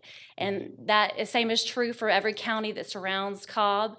And this is something that we need to continue to watch, knowing there's a huge commuting pattern inside and outside of Cobb County. So the Cobb Chamber has identified, based on all of this feedback, that expanded transit options is very important to our future, very important to our continued growth. And we applaud this Board of Commissioners for working on this. We applaud our legislators for working on this key issue and getting it past crossover day. And we'd like something that would work extremely well for Cobb County, that can support all of our major job centers here in Cobb. Thank you. Thank you, Sharon. Any questions? Get All off right. free today. All right. Thanks for coming down, Sharon. Appreciate it. Okay, and one final addition, Council for Quality Growth. We weren't sure if you were going to be able to make it today. Thanks. Thank you. Sorry for the late notice. Good afternoon, Mr. Chairman and Commissioners. Glad to be here. My name is Michael Paris. I'm President and CEO of the Council for Quality Growth and a lifelong Cobb resident. One of the region's most pressing issues, of course, is the lack of a unified transit governance structure.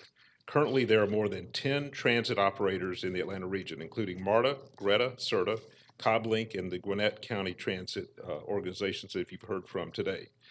The desire for transit is high. We hear that every day across the region, driven by traffic's increasing impact on the quality of life and productivity. Has been mentioned, a recent ARC survey showed that over 50% of Cobb-specific residents would be willing to pay more in taxes to fund transit, public transit. So we now have the opportunity, as you've heard earlier, to make real progress with two important pieces of legislation: Senate Bill 386 by Senator Brandon Beach and House Bill 930 by Representative Kevin Tanner. Both of these bills seek to create a unified transit governance structure and create a funding mechanism to go with it. So why is this important to Cobb County? As you know, Cobb has been a front runner in the region in many ways, showing leadership on issues that continue to keep Cobb a desired place to live, work, and play. With the Cumberland area attracting the largest population of millennials in the region, and Kennesaw State approaching 40,000 students, soon to be 40,000 students, and new company investments throughout the county. We continue to attract a diverse population, and Cobb needs to consider how we will address this mobility in the future, not only within the county, but how we connect to the region. Expanding our transit options in Cobb, connecting the north end to the south end, allowing for access from east to west, not only benefits our citizens, but connects those outside the county and solidifies our economic prosperity. These pieces of legislation currently underway will allow the region to have not only a unified brand, but allow counties to individually assess their local needs and make decisions for what they know is best for them. So after today, and this is thank goodness, there are only 7 legislative days left, right? A lot of people will be very happy about that. I do encourage you to continue to participate in the current legislative process and to secure a tailored structure for Cobb County that will ensure us a place at the table so we do not fall behind. The Council for Quality Growth continues to advocate for a regional transit system that will allow Cobb to have a strong voice in the conversation and send the message that Cobb will remain a regional leader as we move forward and continue to grow in population and influence. Thank you very much. Michael, since you have you touch just about every region in the area, let me ask you a couple pointed questions. Sure.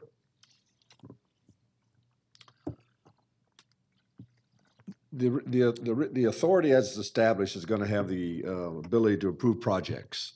All right, that's both bills. So what? Let me give you one scenario. Mm-hmm. Let's say the Cumberland CID wants to connect to the Arts Center, okay, with a light rail or rapid heavy rail.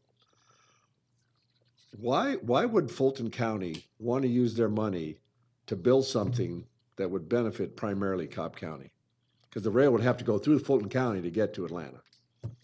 Well, I could think of a couple of reasons. Number one, I think, as Sharon said, 61% of our residents work outside the county. A great number of those folks work in Fulton County. That's not necessarily to the south. It gets also to the east, to the perimeter area. And so it benefits Fulton to provide greater access for our residents to come work in that county. I think that's one explanation would be a good reason. I mean, so as they encourage, as Fulton County, City of Atlanta, even Sandy Springs encourages economic development there and new companies moving there, they're going to want our talent and our residents to be able to traverse back and forth. So I think that could be a primary reason. And further, I would think the more connectivity, the more people riding the system, the more robust the system, the more profitable, and I don't mean making it profit, but the more economically feasible the system. So I think a lot of reasons why everybody connected together encourages everybody to participate, Mr. Chair. Okay. And the second scenario is, we know that there's existing rail system tracks that, eventually get down into Fulton County. Mhm. The one aspect that, when I was talking with the local CSX rep was that if I understood him right, the issue isn't whether or not we would share the rails with them, it's that there's no train station in Atlanta for the trains to go to.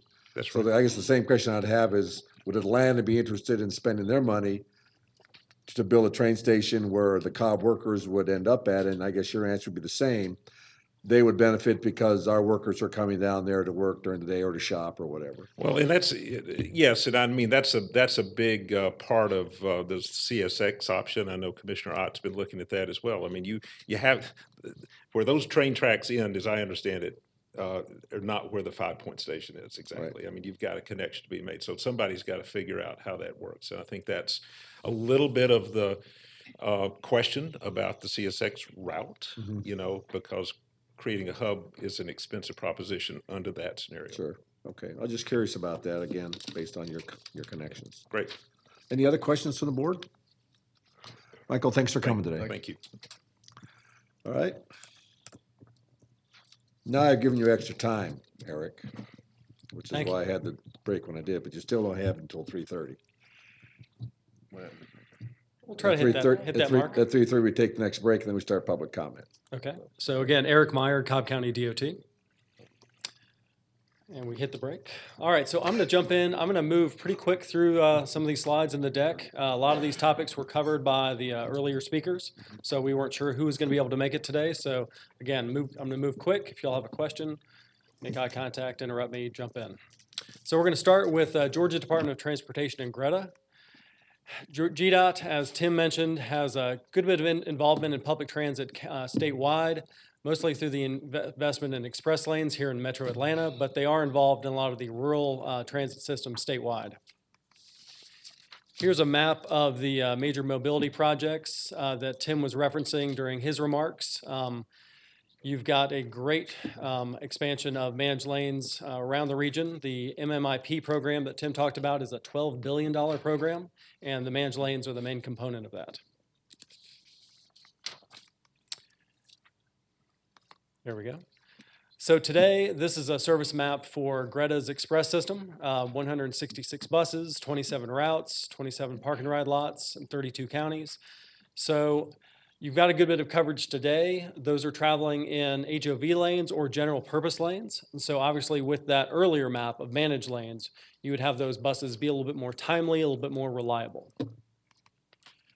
Greta has some long-term recommendations to expand its express operations, including airport service, some all-day routes, and you can see other possibilities that they've contemplated in their own transit planning they've done. Any questions on that piece before I jump away from GDOT and Greta? Yes, sir. How much coordination do we do with Greta? Because these two new park and rides seem to me caught us blindsided, and we wouldn't have wanted them where they put them, I guess, because they're in middle residential and connectivity is not there. So is there a way we can do better communications with them, or they just do what they want to do? We can always do better with communications. I believe their choice there at Hickory Grove was in no small part driven by that was sort of quote-unquote free land. Georgia Department of Transportation owned that piece of property proximate to the interstate. So I think they just seized on an opportunity for some low-cost real estate. But we do communicate with them regularly. Their chief transit officer is Gail Franklin, who used to be our own Cobb Link general manager. Okay. All right, was just curious. Thank you. I don't know how related this is, but I don't know if you're going to move away from the state conversation, so I'll ask the question now. There has been critique, perhaps at a couple of open sessions that I've attended with respect to the state contribution towards a regional transit plan, looking at how much the area spend in transit and looking with the bills, how much the state would contribute. Is that a factor that this decision should hinge on? Or what is the impact of that? Does a more robust system typically have more of a state investment? So Georgia does invest less per capita than most states nationally, and I believe the Transit Study Commission discussed that extensively. And I think the House bill tries to bring some additional resources to the table with that airport concessions levy and the Uber Lyft taxi levy. That's still probably going to generate, I hear, around the 50 million mark per year. That's just sort of the ballpark number that's kicked around.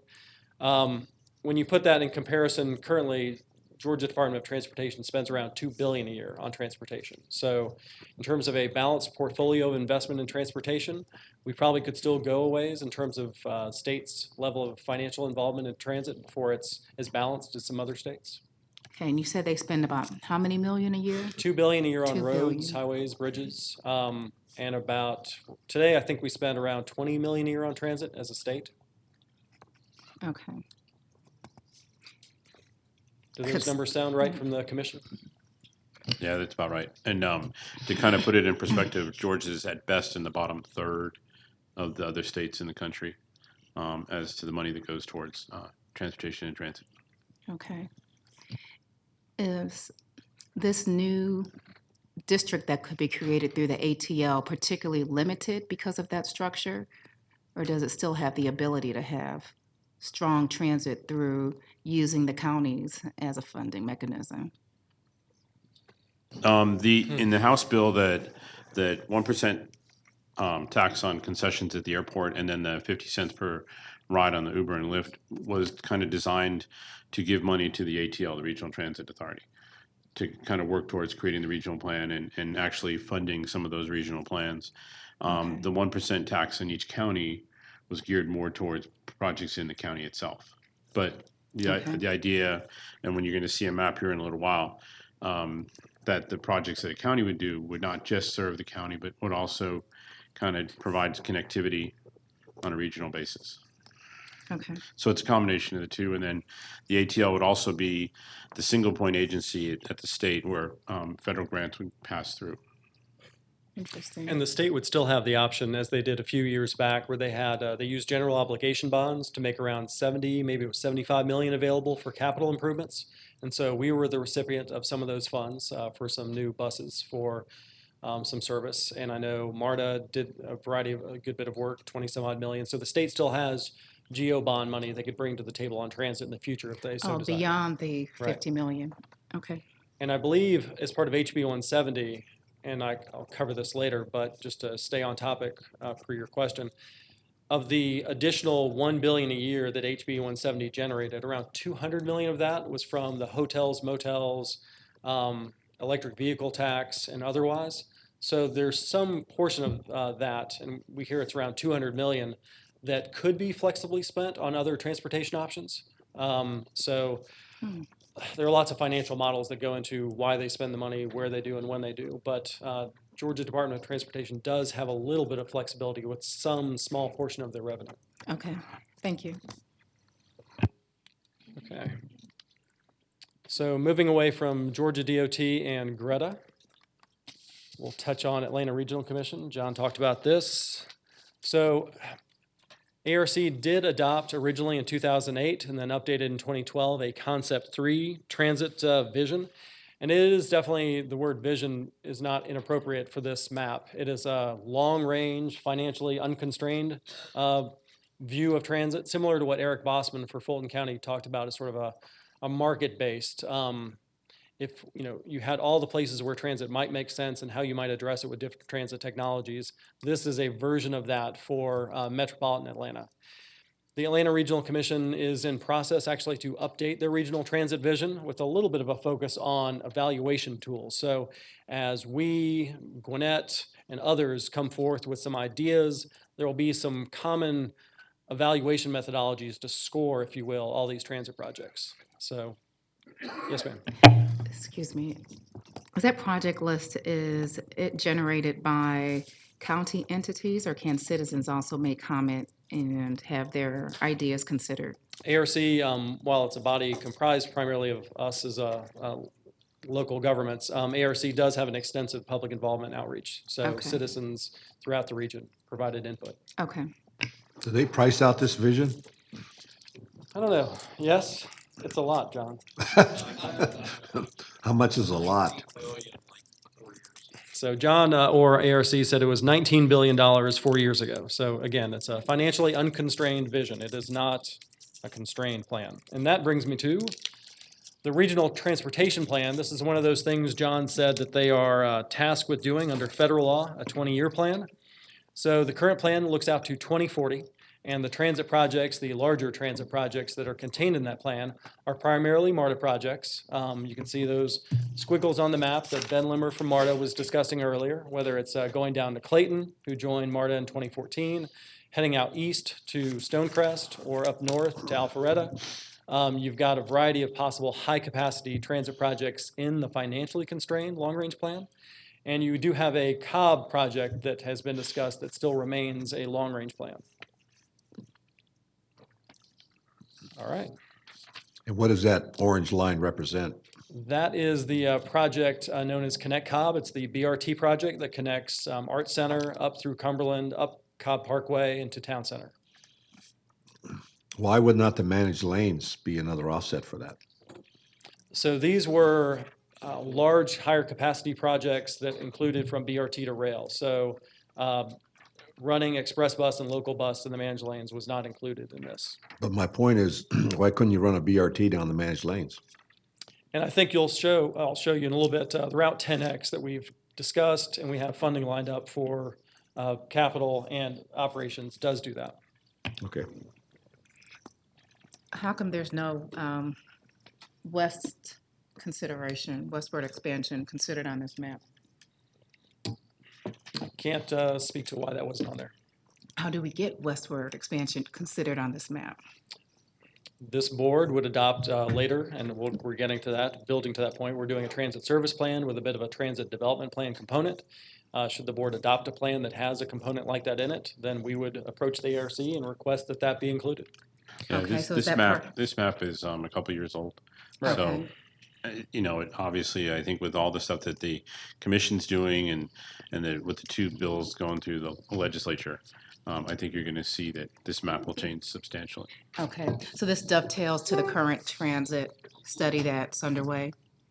It does. Okay. So this is from earlier. So the comprehensive transportation plan that the board adopted in 2015, the larger projects that came from that, the only one that was large enough to make sort of this map was the Connect Cobb project.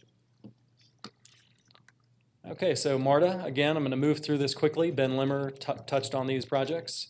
MARTA, with the certainly the passage of Clayton's sales tax and City of Atlanta's additional half-cent sales tax on top of the 1 cent they're already paying, is moving forward with a lot of bus expansion. There's a nice picture of a new BRT bus, actually, that they've acquired. MARTA Rail, again, Ben talked about looking north, looking east, and looking south and to a degree west.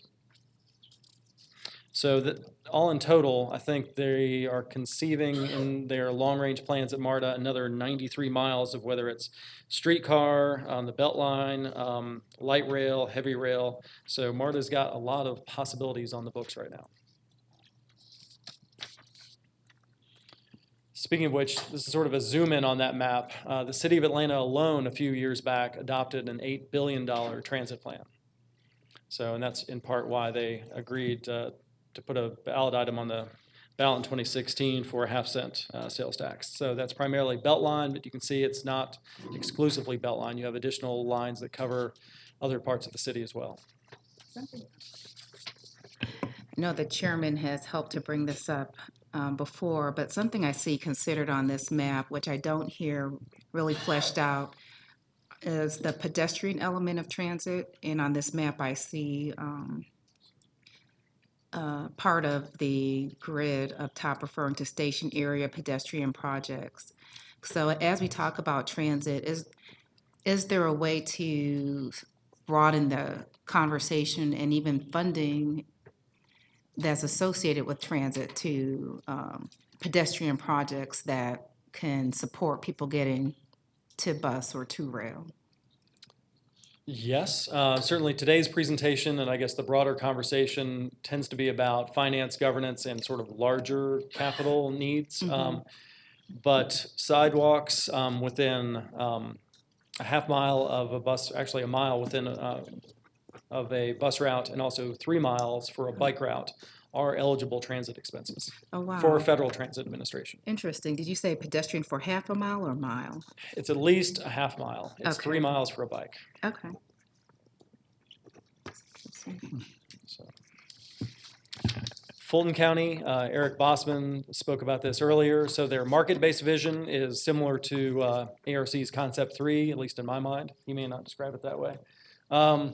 So it's there are a lot of options in the market-based vision. It's where they determine there were needs and which technology might best suit that.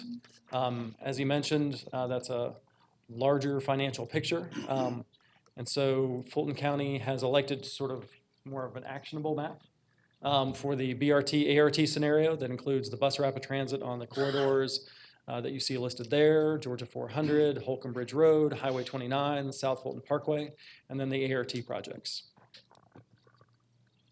Can you help me understand ART and BRT a bit compared to our general transit service? Do they make stops at bus stops similar to the ones we have today, or do they go to less stops? Do they replace the route? Do they supplement the routes? So ART is probably more common to our local bus routes. You would, as Eric discussed, and we've had conversations internally, you would supplement that with what we call Q-jump lanes, additional sort of pullouts for buses near intersections. One, to where they're not in the way of cars behind them, but two, sometimes you give them a priority to get through the signal. You would coordinate the signals with the buses, so if they had a full load, they were behind on their time point, that they would be given a priority. So ART is similar to our local bus system, still many stops, but definitely with a little bit of a boost. Okay. Again, BRT is more akin to, we often call it rubber tire rail. You're trying to mimic the passenger experience of light rail, but with rubber tires. Less stops then. Fewer stops, real stations.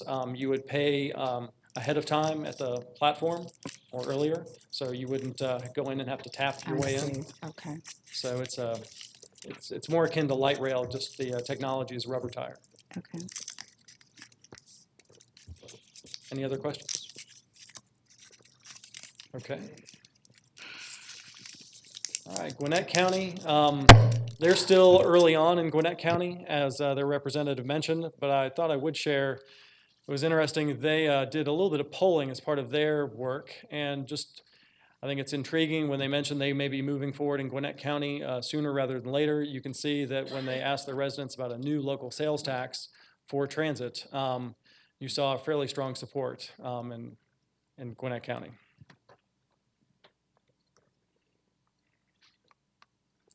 All right, so where are we in Cobb County? So today, we've had a bus system since 1989. We were ahead of, you heard Gwinnett didn't start till 2001, so we've had a bus system for quite some time. You've got your local routes, your express routes, 3 flex, 3 circulator routes, that's going to 2. We have our 2 transfer centers and our park and ride lots. So we're in the transit business, but compared to MARTA, which is the 8th largest system in the country, we're pretty small. We're a $22 million a year operation compared to MARTA at $900 million. Why do folks use our system today? Far and away, work is the main trip purpose for our riders. We did a passenger survey just this last November, so these are very contemporary passenger survey results. So they're going to work, they're going to school, they're going to medical trips.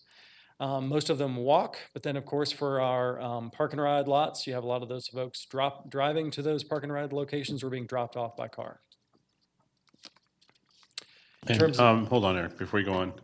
And that's that last mile connectivity that we talked about, that 64% of the walking, that's kind of one of the things that, you know, the studies are trying to look at, because that kind of makes it really inefficient.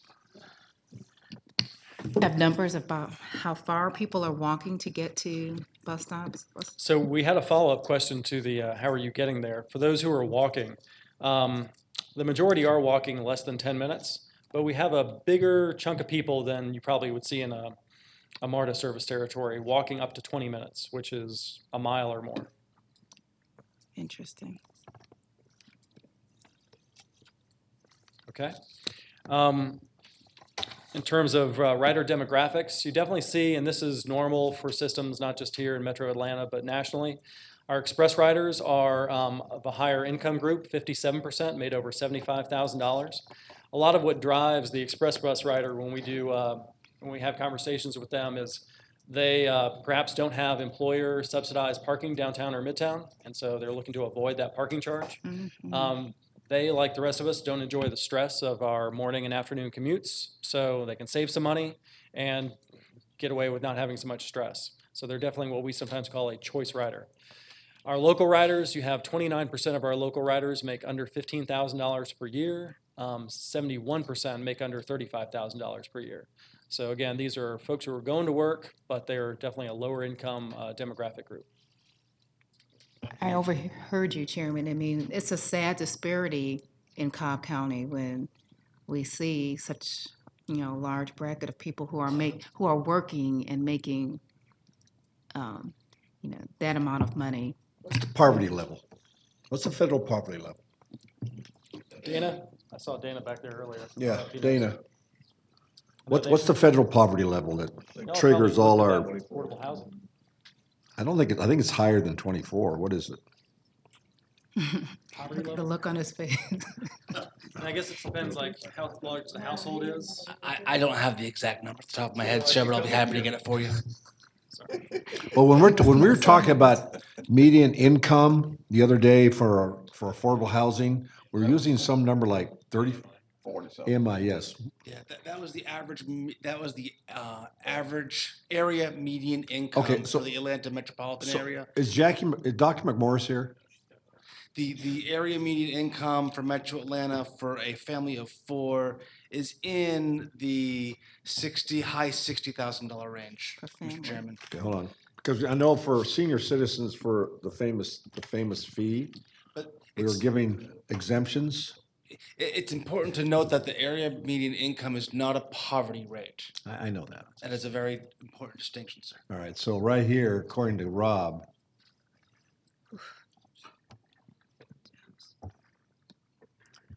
for families in a house with 8 or more than 8 persons, add, okay, so for $12,140 for one person, right? Wow. So what we're saying here is, thank you, Rob. What we're saying here is that 53% of the people who use these buses make less, almost make about $2,000 a month. That's what they make. And we know, looking at the affordability maps, that more than 53% of the people, of this group, 53% of their discretionary income goes to transportation and housing allowances. So they have less than $1,000 a month to do everything else in Cobb County.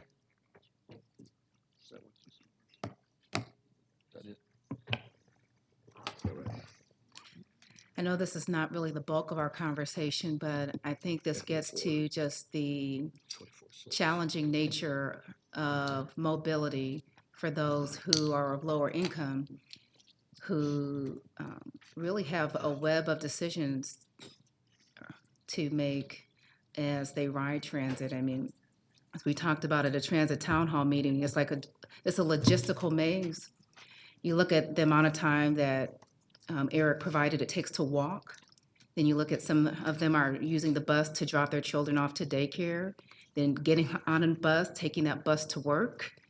If there's no last mile connectivity, walking to work, after they've walked to the initial bus. I mean, it is a maze, and there's a lot of time that's spent in just getting to gainful employment. And while I know that there's transit opportunity that we look at when we discuss transit, the reality is people are living this other life when they utilize our bus systems every day. And while it may be convenient for us to have this conversation and say it's a year, it's 2 years out, as people are juggling these demands, they're having to balance the challenge of living this life every day. And yet their children are expected to perform the same way that our children perform. They're expected to be at work on time like everybody else is expected to be at work on time. And it just gets to the level of stress. They're expected to be able to have a roof over their child's head, or their family's head, even though there's disparate housing. And I know I'm going beyond topic, but I think it's just important to recognize the tenuous nature of mobility for those who are in the lower income bracket here in Cobb. Thank you, Eric. Okay, thank you. So one last one of these bar charts. When we ask these riders what they would like to see in terms of improvements, so these are existing riders, more frequent service tops the list. So for those, many of our riders do end up making a transfer to the MARTA system. So they are familiar with the conveniences of having more frequent bus service, and they would like us to explore that as well. And similarly, MARTA is a 7-day-a-week service, so there's one of the second highest vote getters was Sunday service. More and more folks are working on Sundays, having to get to church, what have you. So frequent service, Sunday service, and later service. We have a thriving tourism industry here in Cobb County. Lots of the hotel shifts don't end till 11 for those folks. They still have to find a way to get home. You have, of course, other restaurants and bars with folks closing out. So those are the requests from our local riders. And to that point, that's one of the reasons for part of the changes to the circulator that the board will be voting on tomorrow. In addition to changing the routes, we're changing the service times, basically because the current service times do not match the MARTA schedules or the work schedules for the folks that are using it to go back and forth to work. And I think this speaks a little bit generally to the current capitalization of our system is smaller than many. And for a lot of folks, it's not scaled to meet the demands of their day-to-day travel needs. And so you're only seeing those who can't afford a vehicle often take our local route system. So that's a little bit of what we're seeing here. So where do we have transit today? It makes sense when you look at population density around the county. We tend to run transit service where you have more people and more jobs. So these next two maps are population density and employment density. So we do have some obvious gaps. You look at that map and you can see what Ackworth was talking about. We do not have any service in Ackworth or Kennesaw. And so one could definitely make an argument looking at this map and the next that there could be some market demand in those territories. So employment, similar conversation. And here it's important to remember 60% of the folks who go to work in the morning who live in Cobb are going to another county for their jobs. 60% of the jobs that are filled here in Cobb County come from people from another county. So it's about 60-60 last time I checked with ARC and their commuter numbers. So it's in no one's interest to pull up the drawbridge and not think beyond county boundaries. We all commute, we all live metropolitan lives. So jobs, where we go for entertainment, where we go to take our kids on the weekends, county boundaries don't matter much to folks trying to get to a job or some other venue. Hey, Eric, one of the things that we talking about all these people using it. We heard that Gwinnett has about 1.5 million people use their system. Why don't you tell everybody how many people use ours? We're about 3.4. And that's on an annual basis, right? Right. So it's about half that many actual people. That's total rides. And so that's the total trips. We could go on forever about Right. how you calculate that down to riders. But yeah, so it's about twice as many people. Yeah, we are a bigger system than Gwinnett's. And I think we actually carry more than Greta, even though their fleet's bigger. But that's primarily because they're just an AM, PM sort of service. We're an all-day, 6-day-a-week, most of the day service. I mean, those buses during the day that are not really empty? They are not. I can tell you, I ride often the 10 to meetings downtown, and the Route 10 sometimes has people standing on it. Okay. I just hear this all the time about the buses being empty, so clearly they're not empty as much as people say they are. Well, no, Mr. Chairman, one of the things, and this is part of, in talking to the consultants doing the transit study, one of the things that they're doing as part of the study is to determine which routes have people on them and what times of the day. Because clearly some of the routes, like for example, Route 50, which services over by Wildwood, after 6 o'clock in the evening, there's really not anybody over in the offices. And so we still have the bus operating over there. And so one of the, and you'll see later on in one of the later slides, in the future expansion and also future decrease where the buses are not being used. Okay. Right. So we do these studies from time to time to look at, where there's demand. So you don't want people standing on a bus when they're on Interstate 75. But there are times of the day where there's less demand. So do you try to use those resources to provide transit and shift it to a time where we know more folks need it? I just want you to know I'm going to recommend a bus design change. Because if you look at the buses, for the first half of the bus, riders are seated lower and they're not facing the window. They're facing away from the window. So you could potentially be driving by a bus that looks empty and people are seated in the front half of the bus. Because I hear this comment all of the time. And I was shocked the first month, I think I rode Bus Route 25 the first week that it started. And I was surprised to see how many people were riding the bus. And I think in the first month, they had over 9,500 riders on Route 25. But yet the comments I was hearing from residents is that no one is on the bus. So just the next bus iteration that we need to have elevated seats.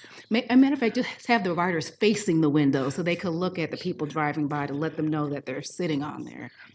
We can talk about that. We just went through a big refresh of a lot of our fleet, so it will be a while. We tend to drive our buses around 12 years, 600,000 miles, so it's I'm gonna being take some funny. time. I'm just being Well, funny. no, one thing, when Eric says we tend to, actually, there's a requirement for how long we have to operate a bus before it can be replaced, which is. 10, 12 years, yeah, so it's And 500,000 it's a mileage, miles. yeah, 500,000 miles in 10 to 12 years. So in lieu of that, I recommend booster seats.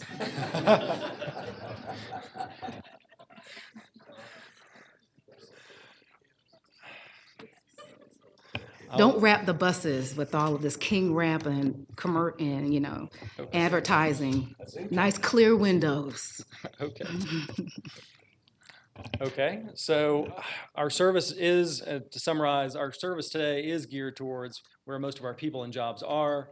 So there is a nexus between population density, employment density, that mix of uses. Some of these areas tend to be more walkable, like your downtown Mariettas and Smyrnas and Cumberland, where you've seen a substantial investment in bicycle and pedestrian infrastructure. So there is a rationale for why we have service where we do today. So as part of the transit service plan, though, we are looking at 3 anticipated scenarios. Live within our current resources, $22 million a year. We are going to look at a reduction scenario. So is there some future where we put less of demand on the general fund? And then an expansion scenario. The transit plan schedule. So we've been in the information gathering stage, analyzing our current system. And we're in the public involvement stage right now, so this is nicely timed that we're having this work session today. We're out there talking to folks. We're going to have a bunch of sort of tabletop exercises starting early April, where we're going to ask folks to draw their routes. We're going to try to help price them and try to figure out what we would do with a certain amount of money into the future. So very much of a resource allocation kind of work session. Hope you will make it to any of those. And then we hope to bring the board a plan sometime this fall, winter, for y'all's consideration. So that's our current schedule. So these next slides I bring with admittedly some trepidation. All right, wait, before he starts, let me just, so you don't start throwing spears at him. They were simply asked to put on a map any possible expansion. None of them have been vetted. I mean, they're all just basically based on what you saw, on trends, on what people said they wanted.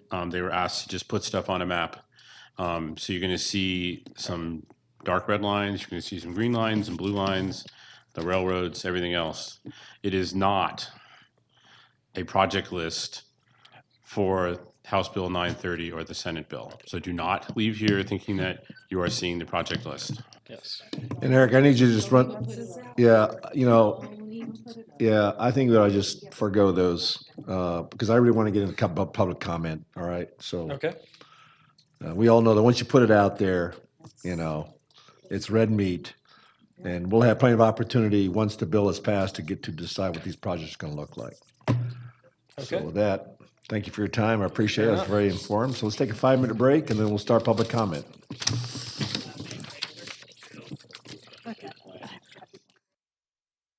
Eric. Good try, though. All right, so here's what we're going to do. Public comment, you get 3 minutes. There'll be no limit to the number of speakers, but in order to accommodate all the speakers, I'm going to be enforcing the 3-minute rule. So if you have not practiced your comments, and I say thank you very much, don't take it personally. I'm just trying to make sure that everybody gets a chance to get their comments in. And then if you really want more with us, then you can speak to us after the public comment period's over, all right? So at least I'm not going anywhere. So with that, what I'll ask you to do is just formally work your way up here one at a time. Please don't stand up, because that way you're blocking the view, the view for the person behind you. I promise you'll all get to speak. So, all right, let's just take this and relax forward. So with that, this first speaker, please identify yourself so that we can make sure we get you on the public record, and then stop by Ross Cabot here so we can get your email and make sure we respond to you, okay? Okay. All right, so you're gonna have to take your hat off inside, please. Of course. Hang on a second. Okay.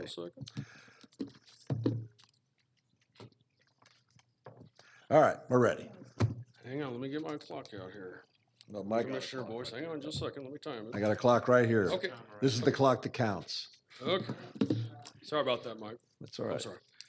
Well, Chairman Boyce, citizens of Georgia, and fellow commissioners, good afternoon. My name is Mark Gerback, statesman candidate for governor of Georgia the past 8 months, a constitutional expert. The gravity and seriousness of this proposed legislation absolutely requires the authority of a Cobb County grand jury inquiry. Please keep in mind that the grand jury historically has always provided instruction to governing bodies about the building and maintaining of roads within their county, such as modern transportation, MARTA.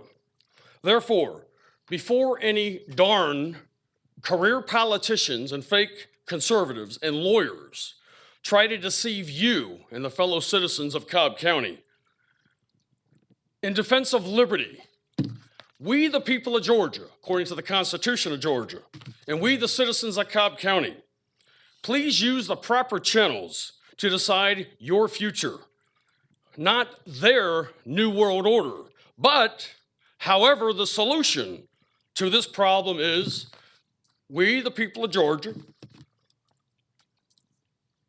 will draw a line in the clay. We, the God-fearing, God-loving citizens of Georgia, will force the corporations like Braves owner John Malone of Liberty Media, who has enjoyed huge profits, to pay. And we will use the grand jury. And as I have talked to the Art Commission, several of the members were here today, Atlanta Regional Commission, about 3 months ago, I told them, and this is a little bit of a joke, and many people know about it, as your governor, I'm going to get rid of MARTA and replace it with MURTA, moving everyone rapidly through Atlanta, and they like that, okay? But this is serious. We could go with MURTA, moving everyone rapidly through Atlanta and Georgia. Or we could go with Team Urback's plan, as I've talked to thousands of citizens the past 8 months. We could go with a new high-speed bullet train. And guess what? We already have it. The Owens Group right here, this beautiful for 21st century Georgia, Okay, this is what I saw when I was a little boy in Orlando, Florida, where I was raised. I've been here in the great state of Georgia for 18 years, former teacher of Gwinnett County. Okay, so this is the way to go, not MARTA. All right, and Chairman Boyce, one question I have for you, coming up to 2 minutes and 30 seconds. Are you and the commissioners here going to follow a constitutional expert, the lights you've never seen before, as I've worked with Justice Antonin Scalia and members of Congress? Are you going to use the grand jury here in the Cobb County to decide transportation, such as this MARTA issue? Thank you. Oh, I didn't know if you were allowed to answer the questions. I'm sorry. Okay. All right, well, that's the 3 minutes. Thank you so much for being here. God bless you and your families. God bless Georgia. May God bless the Republic of the United States of America. Thank you so much. Thank you. Forgot about no questions. I couldn't remember. Yeah.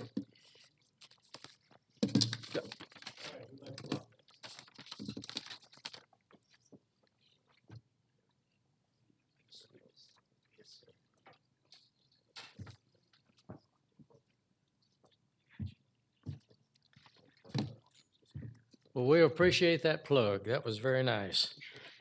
Commissioners, good evening. My name is Bill Owen. I'm a consulting engineer with Owen Transit Group in Marietta, and I'd like to say something about the transit technology that is will have to be considered when you're considering the financing of a regional area. Now, we're talking about the 1% sales tax. We have a potential to, later on, I understand, when a technology is selected, we have the potential to select a technology that can be built within the money that is going to be available. That's a lot of money, and we want to spend it well, because if we spend it well, then we will be able to have some money left over for some of the other serious things that are needed. So let me run down through here just a little bit. If you support that House Bill 930, I understand that's probably the one that's got the best features and the one that will pass. So if you can encourage them, I would appreciate it, because I think that would be the better one. But I'll mention that financial standard, having the money available to build transit. Right now, to build a mile of heavy rail costs over $250 million. To build 1 mile of our transit technology, which is called High Road, is $32 million. Big difference there, big difference. We can afford one, we can't afford the other. But because it doesn't cost a fortune to build, we can take only 1/4 of that 1% sales tax and use it for transit. Use the other 3/4 to pay for such things as roads and bridges and other things that the commissioners may decide is needed that may not be transportation, but may be related, like sidewalks or street improvements that allow people to cross more safely, traffic lights, bridges, things like that. We're talking about, though, being part of a 13-county plan. And 13 counties is a big land area. It's got about 4.2 million now, and they're planning to have another 2 million, they say, by 2040. Well, that's not too far off. That's about 20 years, 22 years. And by 2040, we should have somewhere around almost 7 million people in the Atlanta region. But what they're doing now, expanding it, is not adequate. They can't afford what they have now. Other people may plan to put you under the burden of having to supplement their systems, and that's not right. With a high road system, it will pay its own support funding. Thank you, sir. And, appreciate your time. Well, thank you.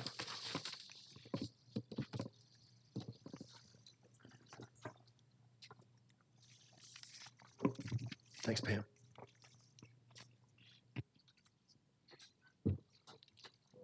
Good afternoon. My name is Field Searcy. Thank you for the opportunity to speak to Mr. Chairman and the rest of the commissioners. Didn't have a lot of time to practice what I want to say today, but I have some notes here I'd like to talk about. I appreciate that I said my name, Field Searcy. Did you get it? Okay. I appreciate the effort to have a coordinated response to the transportation issues in Metro Atlanta. And I hope that the commission will look at projects that have a quicker turnaround than some of these projects we've seen around the country that last in multiples years into the billions of dollars and hardly any real benefit to the taxpayer and to the person that needs to travel. Many of these projects take, years to complete, and they just, can't be justified with the density that we have in the Atlanta metropolitan area. I'm especially interested in learning more about the CSX options, since that's an existing infrastructure there, if we can utilize that and maybe some low-cost projects to pilot that and see how well it be utilized. And also there's new technologies coming along as well that we should also heavily focus on instead of the bigger rail projects. My main concern around the two bills that are brought today and around this whole idea of transit is cost and accountability. As we've seen in almost all these large projects around the country, there have been all cost overruns into the multiple billions of dollars. The Atlanta streetcar project is a local example, costing over $100 million with barely any riders and no traffic alleviation at all. And now this whole system is going to be apparently under the guidance directed by MARTA, which has its own issues with fiscal responsibility and has had for many, many years. Regarding accountability, both SB 386 and HB 930 create yet another regional commission that will have final approval on what projects get approved. Almost all of the commission members are appointed positions. These people are not accountable to the taxpayers. They are appointed positions. And I've called this out before in other efforts to oppose regionalism the way it's been structured around Georgia and around the state and around the country, that when we lose representative government, we lose control. So I just want to end this with saying finally, and we heard this mentioned several times by a couple of the people that spoke earlier, that it's all about economic development. So is that what it's really about, economic development, or is it about alleviating traffic? And I hope that will be our focus and not picking and choosing who can have economic benefit up and down a corridor. Maybe they already have some property there they're going to benefit from. So that's my comments. Thank you.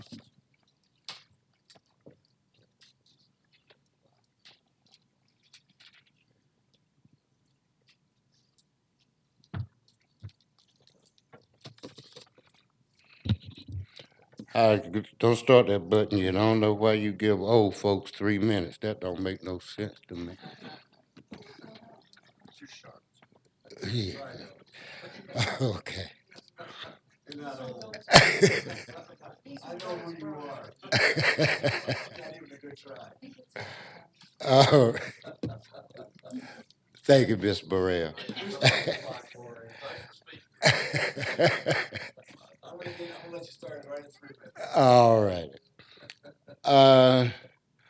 We're talking about connectivity. I'm not even going to really address the bills because either way, I don't feel like it totally addresses the needs for Cobb County, either one. We're talking about a 1 cent sales tax. A 1 cent sales tax as opposed to a 10% state appropriation. Cobb alone can generate $140 million a year on a 1 cent sales tax. But yet the state on a model budget of $1 billion only appropriates $100 million. So how much is that 10% going to give us on our $140 million? And if the objective is connectivity, we can do that through increasing funding to bus and rail transfer centers between MARTA and Cobb County services. We can create that connectivity. However, the services that we need inside the county will go lacking because we've got to go to a commission to ask for permission to spend our own money. And I don't feel like that's something that we need to do. And then the bill does not address operations. When we're talking about operations, we're talking about contracting out. Even though there's a commission and then MARTA runs the services, MARTA will be contracting that service out. We already do that. We contract out the First Transit. So what is that meeting? What need is that meeting? Then we have to consider labor issues. There is one labor issue that's going to be at the top of the list, and that's 13C protection, which gives us the right to organize.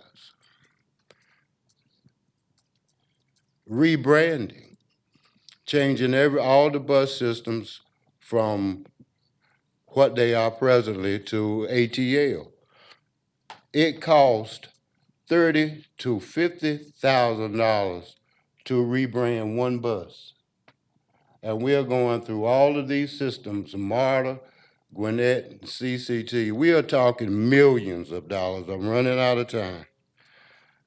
But I'd like for you to consider keeping this in-house.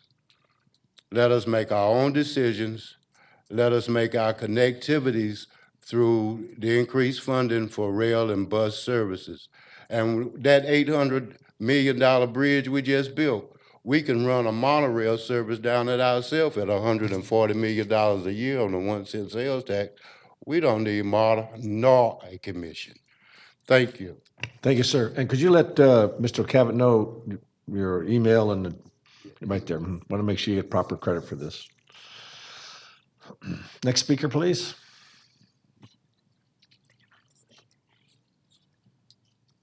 Hey, Holly. Hello. Good afternoon.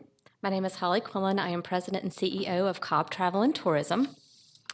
Tourism, which is the largest industry in Cobb at $3.05 billion, is impacted by lack of transportation connectivity and options in two ways. First, our workforce. Hospitality businesses like hotels, the Cobb Galleria Center, Six Flags Over Georgia, and other tourism assets struggle with recruiting and retaining workforce. Up to 40% of hospitality employees depend on transportation options to go to work, and the lack of those options is the largest reason for high employee turnover rates. Many current options are not cost-effective unless employees carpool together, but in that case, if you lose the driver, then you lose the whole carpool. Additionally, many times the hours that hospitality employees work are not in line with current route times.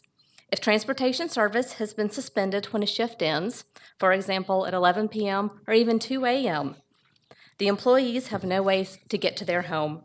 The hospitality industry also does not close on Sundays, and Sunday service is critical. The second way is attracting groups and conventions to all areas of Cobb. If we are working with a group where a majority of the attendees are flying into Hartsfield-Jackson International Airport, approximately 90% are concerned about transit and connectivity, which impacts our sales recruitment efforts. One hotel we spoke with estimates that 30% of their group lost business stems from lack of transit options. Tourism is impacted by transportation connectivity, and transportation connectivity is important to Cobb's hospitality industry. Thank you. Thank you, Holly.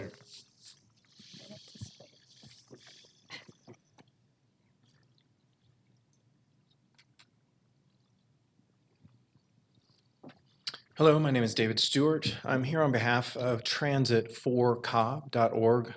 We are a grassroots advocacy organization that has been seeking to expand transit opportunity in Cobb County. I wanted to address a couple of points that have been made over the course of the last few weeks regarding the tax situation in Cobb and the transit situation. More people do come into Cobb and we send a lot of people out. This means a couple of things. We need better transit to de-traffic our roads. Right now, we're seeing more and more that people are willing to cut through neighborhoods. They're willing to do all sorts of things given their technological solutions like Waze, which are perfectly great to try to optimize our transit in our cars. But the reality is, when people transit through those neighborhoods, it's giving us an indication that our transit system is not up to par for the requirements that we're giving to it. So I'd just like to point out that we need to do better so that we don't have cars going through neighborhood areas and other things like that. Folks also spend a lot more here than when they come in to work here. So it's literally between that, the federal dollars, the ride tax, and the airport tax that we're going to be seeing, these are free. I mean, I hate to say free money. It's not free, but the reality is these revenue sources to expand our transit are extremely valuable because our property owners don't have to foot the bill. This is a great way to relieve environmental and community problems by letting folks that are from outside our area help us fund those priorities. And then another issue that I haven't heard brought up today was that Cobb has 2 of the 3 worst traffic intersections in the entire state. Those 2 traffic areas are the number 3 is 285-75 interchange, and the number 1 on the list is I-75 North at Chastain Road.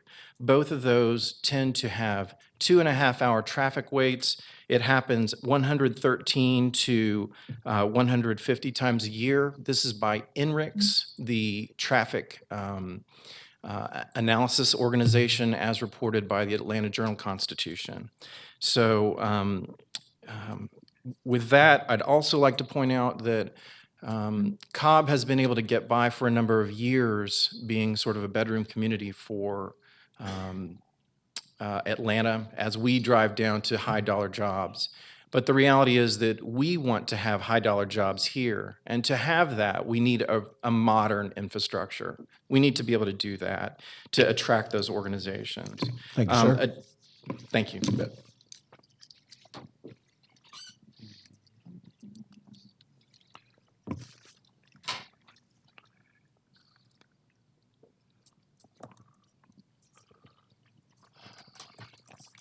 Good afternoon, Chairman Boyce and the rest of the commissioners and the assembled group. My name is Copley Pendergrass. I'm one of the associate ministers of Turner Chapel. I also chair a number of nonprofits. One is the Georgia Community Coalition. By spirit, I'm an advocate for the people. I am an organizer, and my concern is in that advocacy, equity for those of us who choose to live in Cobb County. If we go back to 2012, the original T-SPLOS, we would have been in a position where Cobb County would be better off transit-wise than it is at this point in time. And we won't go into what's bringing on this change now. All of a sudden, the elected officials are ready to undertake bringing transit or rail into South Cobb, or into Cobb County. Well, we're here now. It is about time that let me just share with you. I'm an ex-police officer, transit police from New York, and I know about transit. I know about rail. I know about moving people from one point to another. And I could not understand why this didn't go through in 2012. I do believe that one of the issues was the governance. The governance was, and if that bill had gone through, who would have been manipulating those monies? Who would have had control? And I think today that's still going to be an issue. As I understand it, the governor is going to be controlling MARTA. Everything moves into MARTA. Now I have no idea. I'm not that politician, not a policymaker, but we know that you folks have that authority now to do what's best for the people of Cobb County.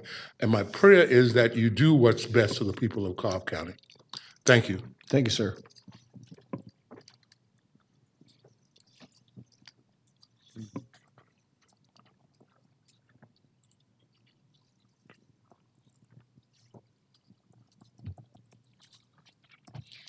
Good afternoon. My name is Linda Bell. I live in Mableton.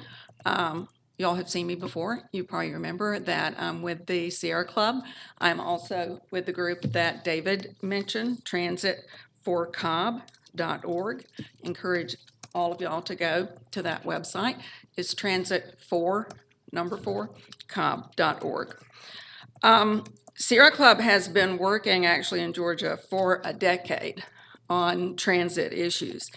And because we are an environmental organization, I feel that's an issue that isn't often brought up, but in my mind is the primary reason for looking at transit, and that is for our children and our grandchildren. Because transportation right now is the single greatest contributor to greenhouse gas emissions. It used to be the energy sector, but we've made a lot of improvements in that area. So it's now transportation. And I think that that's one of the appeals that we need to make as we're talking to people in the county, that riding transit, you should look at it as a good deed, that this is something that you're doing for your community. Just like you recycle, you also do this, not because you have to, or any of the other good reasons that have been brought up for transit, but because it's for your community. It's a good thing for you to do. Because we have been working on this for a decade, I wanted to, if you could pass that over. We also have a vision for a map, and I'll share it with you, for what we have looked at as being workable in Cobb County. We also have put together a packet of information. I'll share this with you, Commissioner Boyce, and you can pass it around as you wish. Our preference, I think, would be for a referendum for a 1% and that it be countywide, because I think as you look at what we think are the needs on that map, you're going to need that amount of money to do that. If you do it by different districts, you're not really going to have the amount of money that you need to make the changes that we think are what Cobb County really deserves and what the contribution that we need to give to our children and our grandchildren for their future. Thank you very much. We also have a petition that you can sign on our website. Thank you very much. I appreciate that.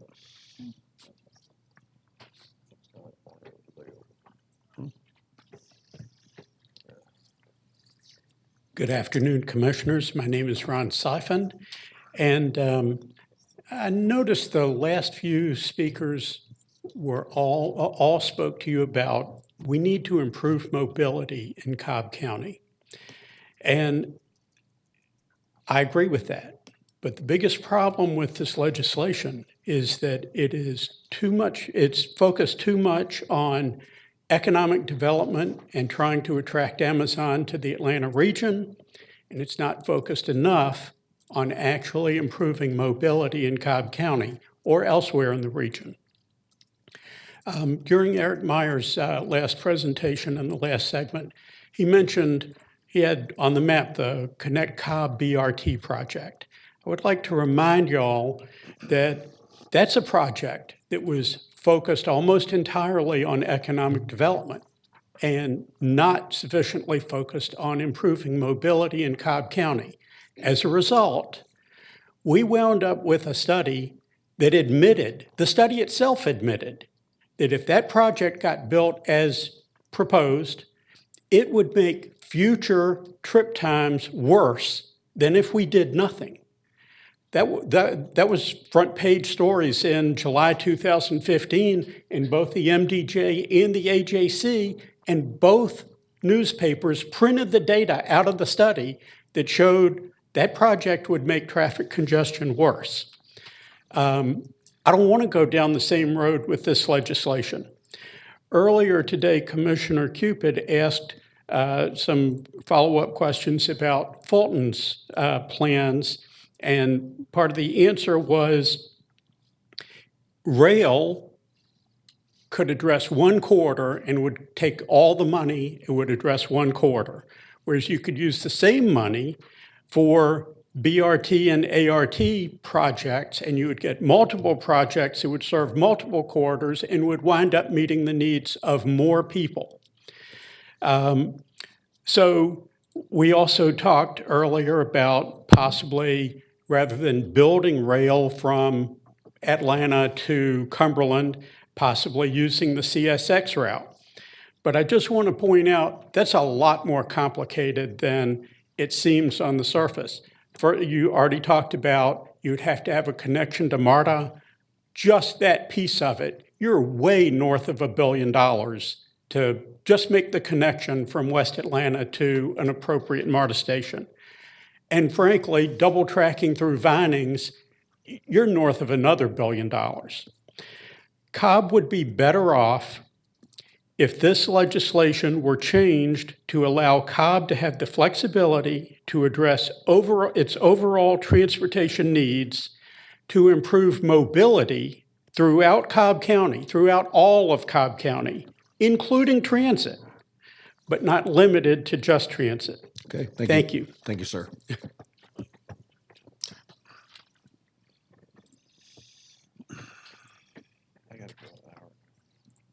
You're gonna behave. Afternoon, folks. I always wondered what it was like to look at it from this side. This is a historic 30-year government decision. A 30-year tax, a 30-year delegation of your governance to someone else. And 30-year control of Cobb's development pattern by a remote bureaucracy. What are you going to do 5 years from now if you don't like how MARTA is spending that money?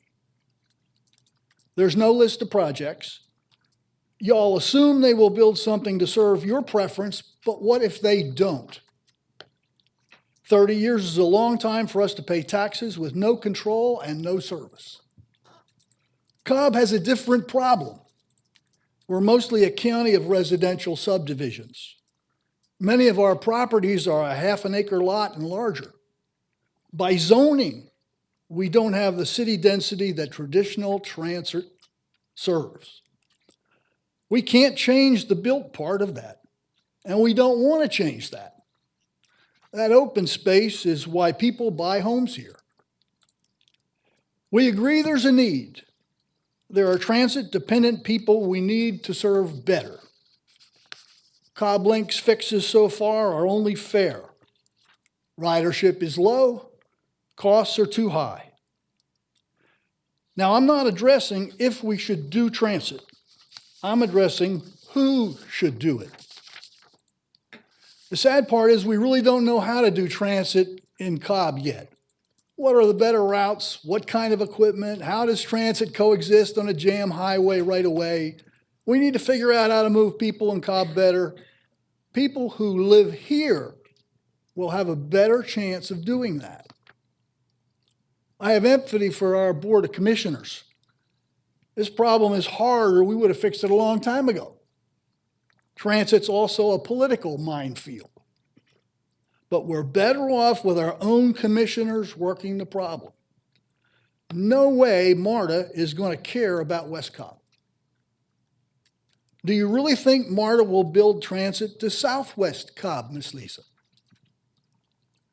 Where we need it. South Cobb would be a tiny constituency in a 13-county MARTA. What about Northeast Cobb? They're not a stick of even our own system up there. I'm talking about governance. Who should we trust with our next 30 years? We should keep our own Cobb Link and our own money. Please don't delegate our future to some untried MARTA management scheme. Thank you.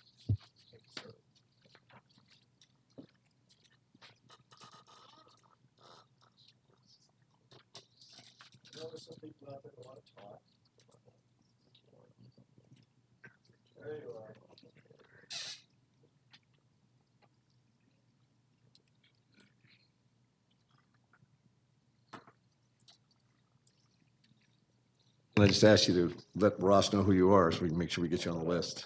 Good afternoon. My name is Benita Dodd, and I am a resident of Cobb County, and many of you know me as the Georgia Public Policy Foundation Vice President. However, I am not here in that capacity. I am here, in fact, as a resident of Cobb County, well represented by Ms. Joanne Burrell. Thank you very much. I too am very concerned about the governance of this legislation. I don't see MARTA as a very cost-effective transit authority. I see Cobb County as a very well-governed transit authority, and I am very concerned that we are relinquishing local control to a board that may take Cobb County Transit down a road, so to speak, that we don't need to go.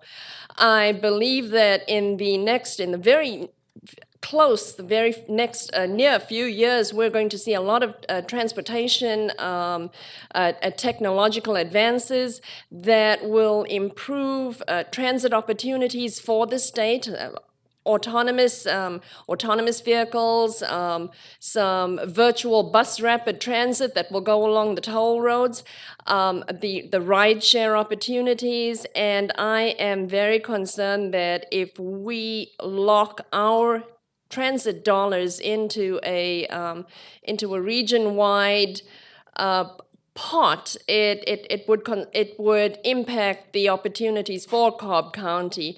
I would like to see a seamless transit network for the area, but I think that we can do that a whole lot better by for example, going to the Breeze card, going to a distance-based fare, and working to weave our various transit authorities as opposed to relinquishing our authority to another different transit authority.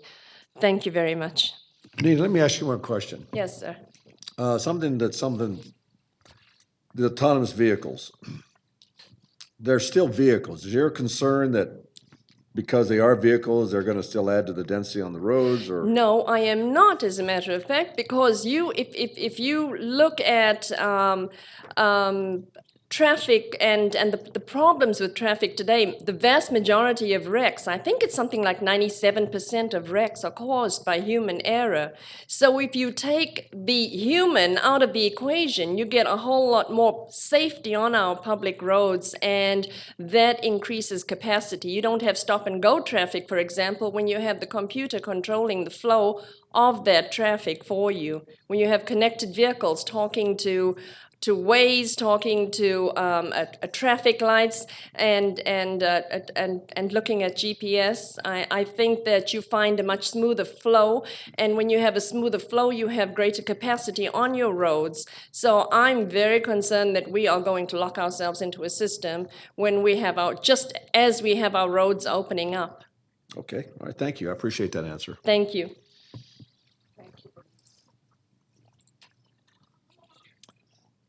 Would anybody else like to make a comment? With that, I want to thank everybody for coming today. I appreciate it, and we're going to take your comments and summarize them and take them to the state delegation on Wednesday when we host them for lunch. So thank you again for coming today and making your informed comments. With that, we're adjourned.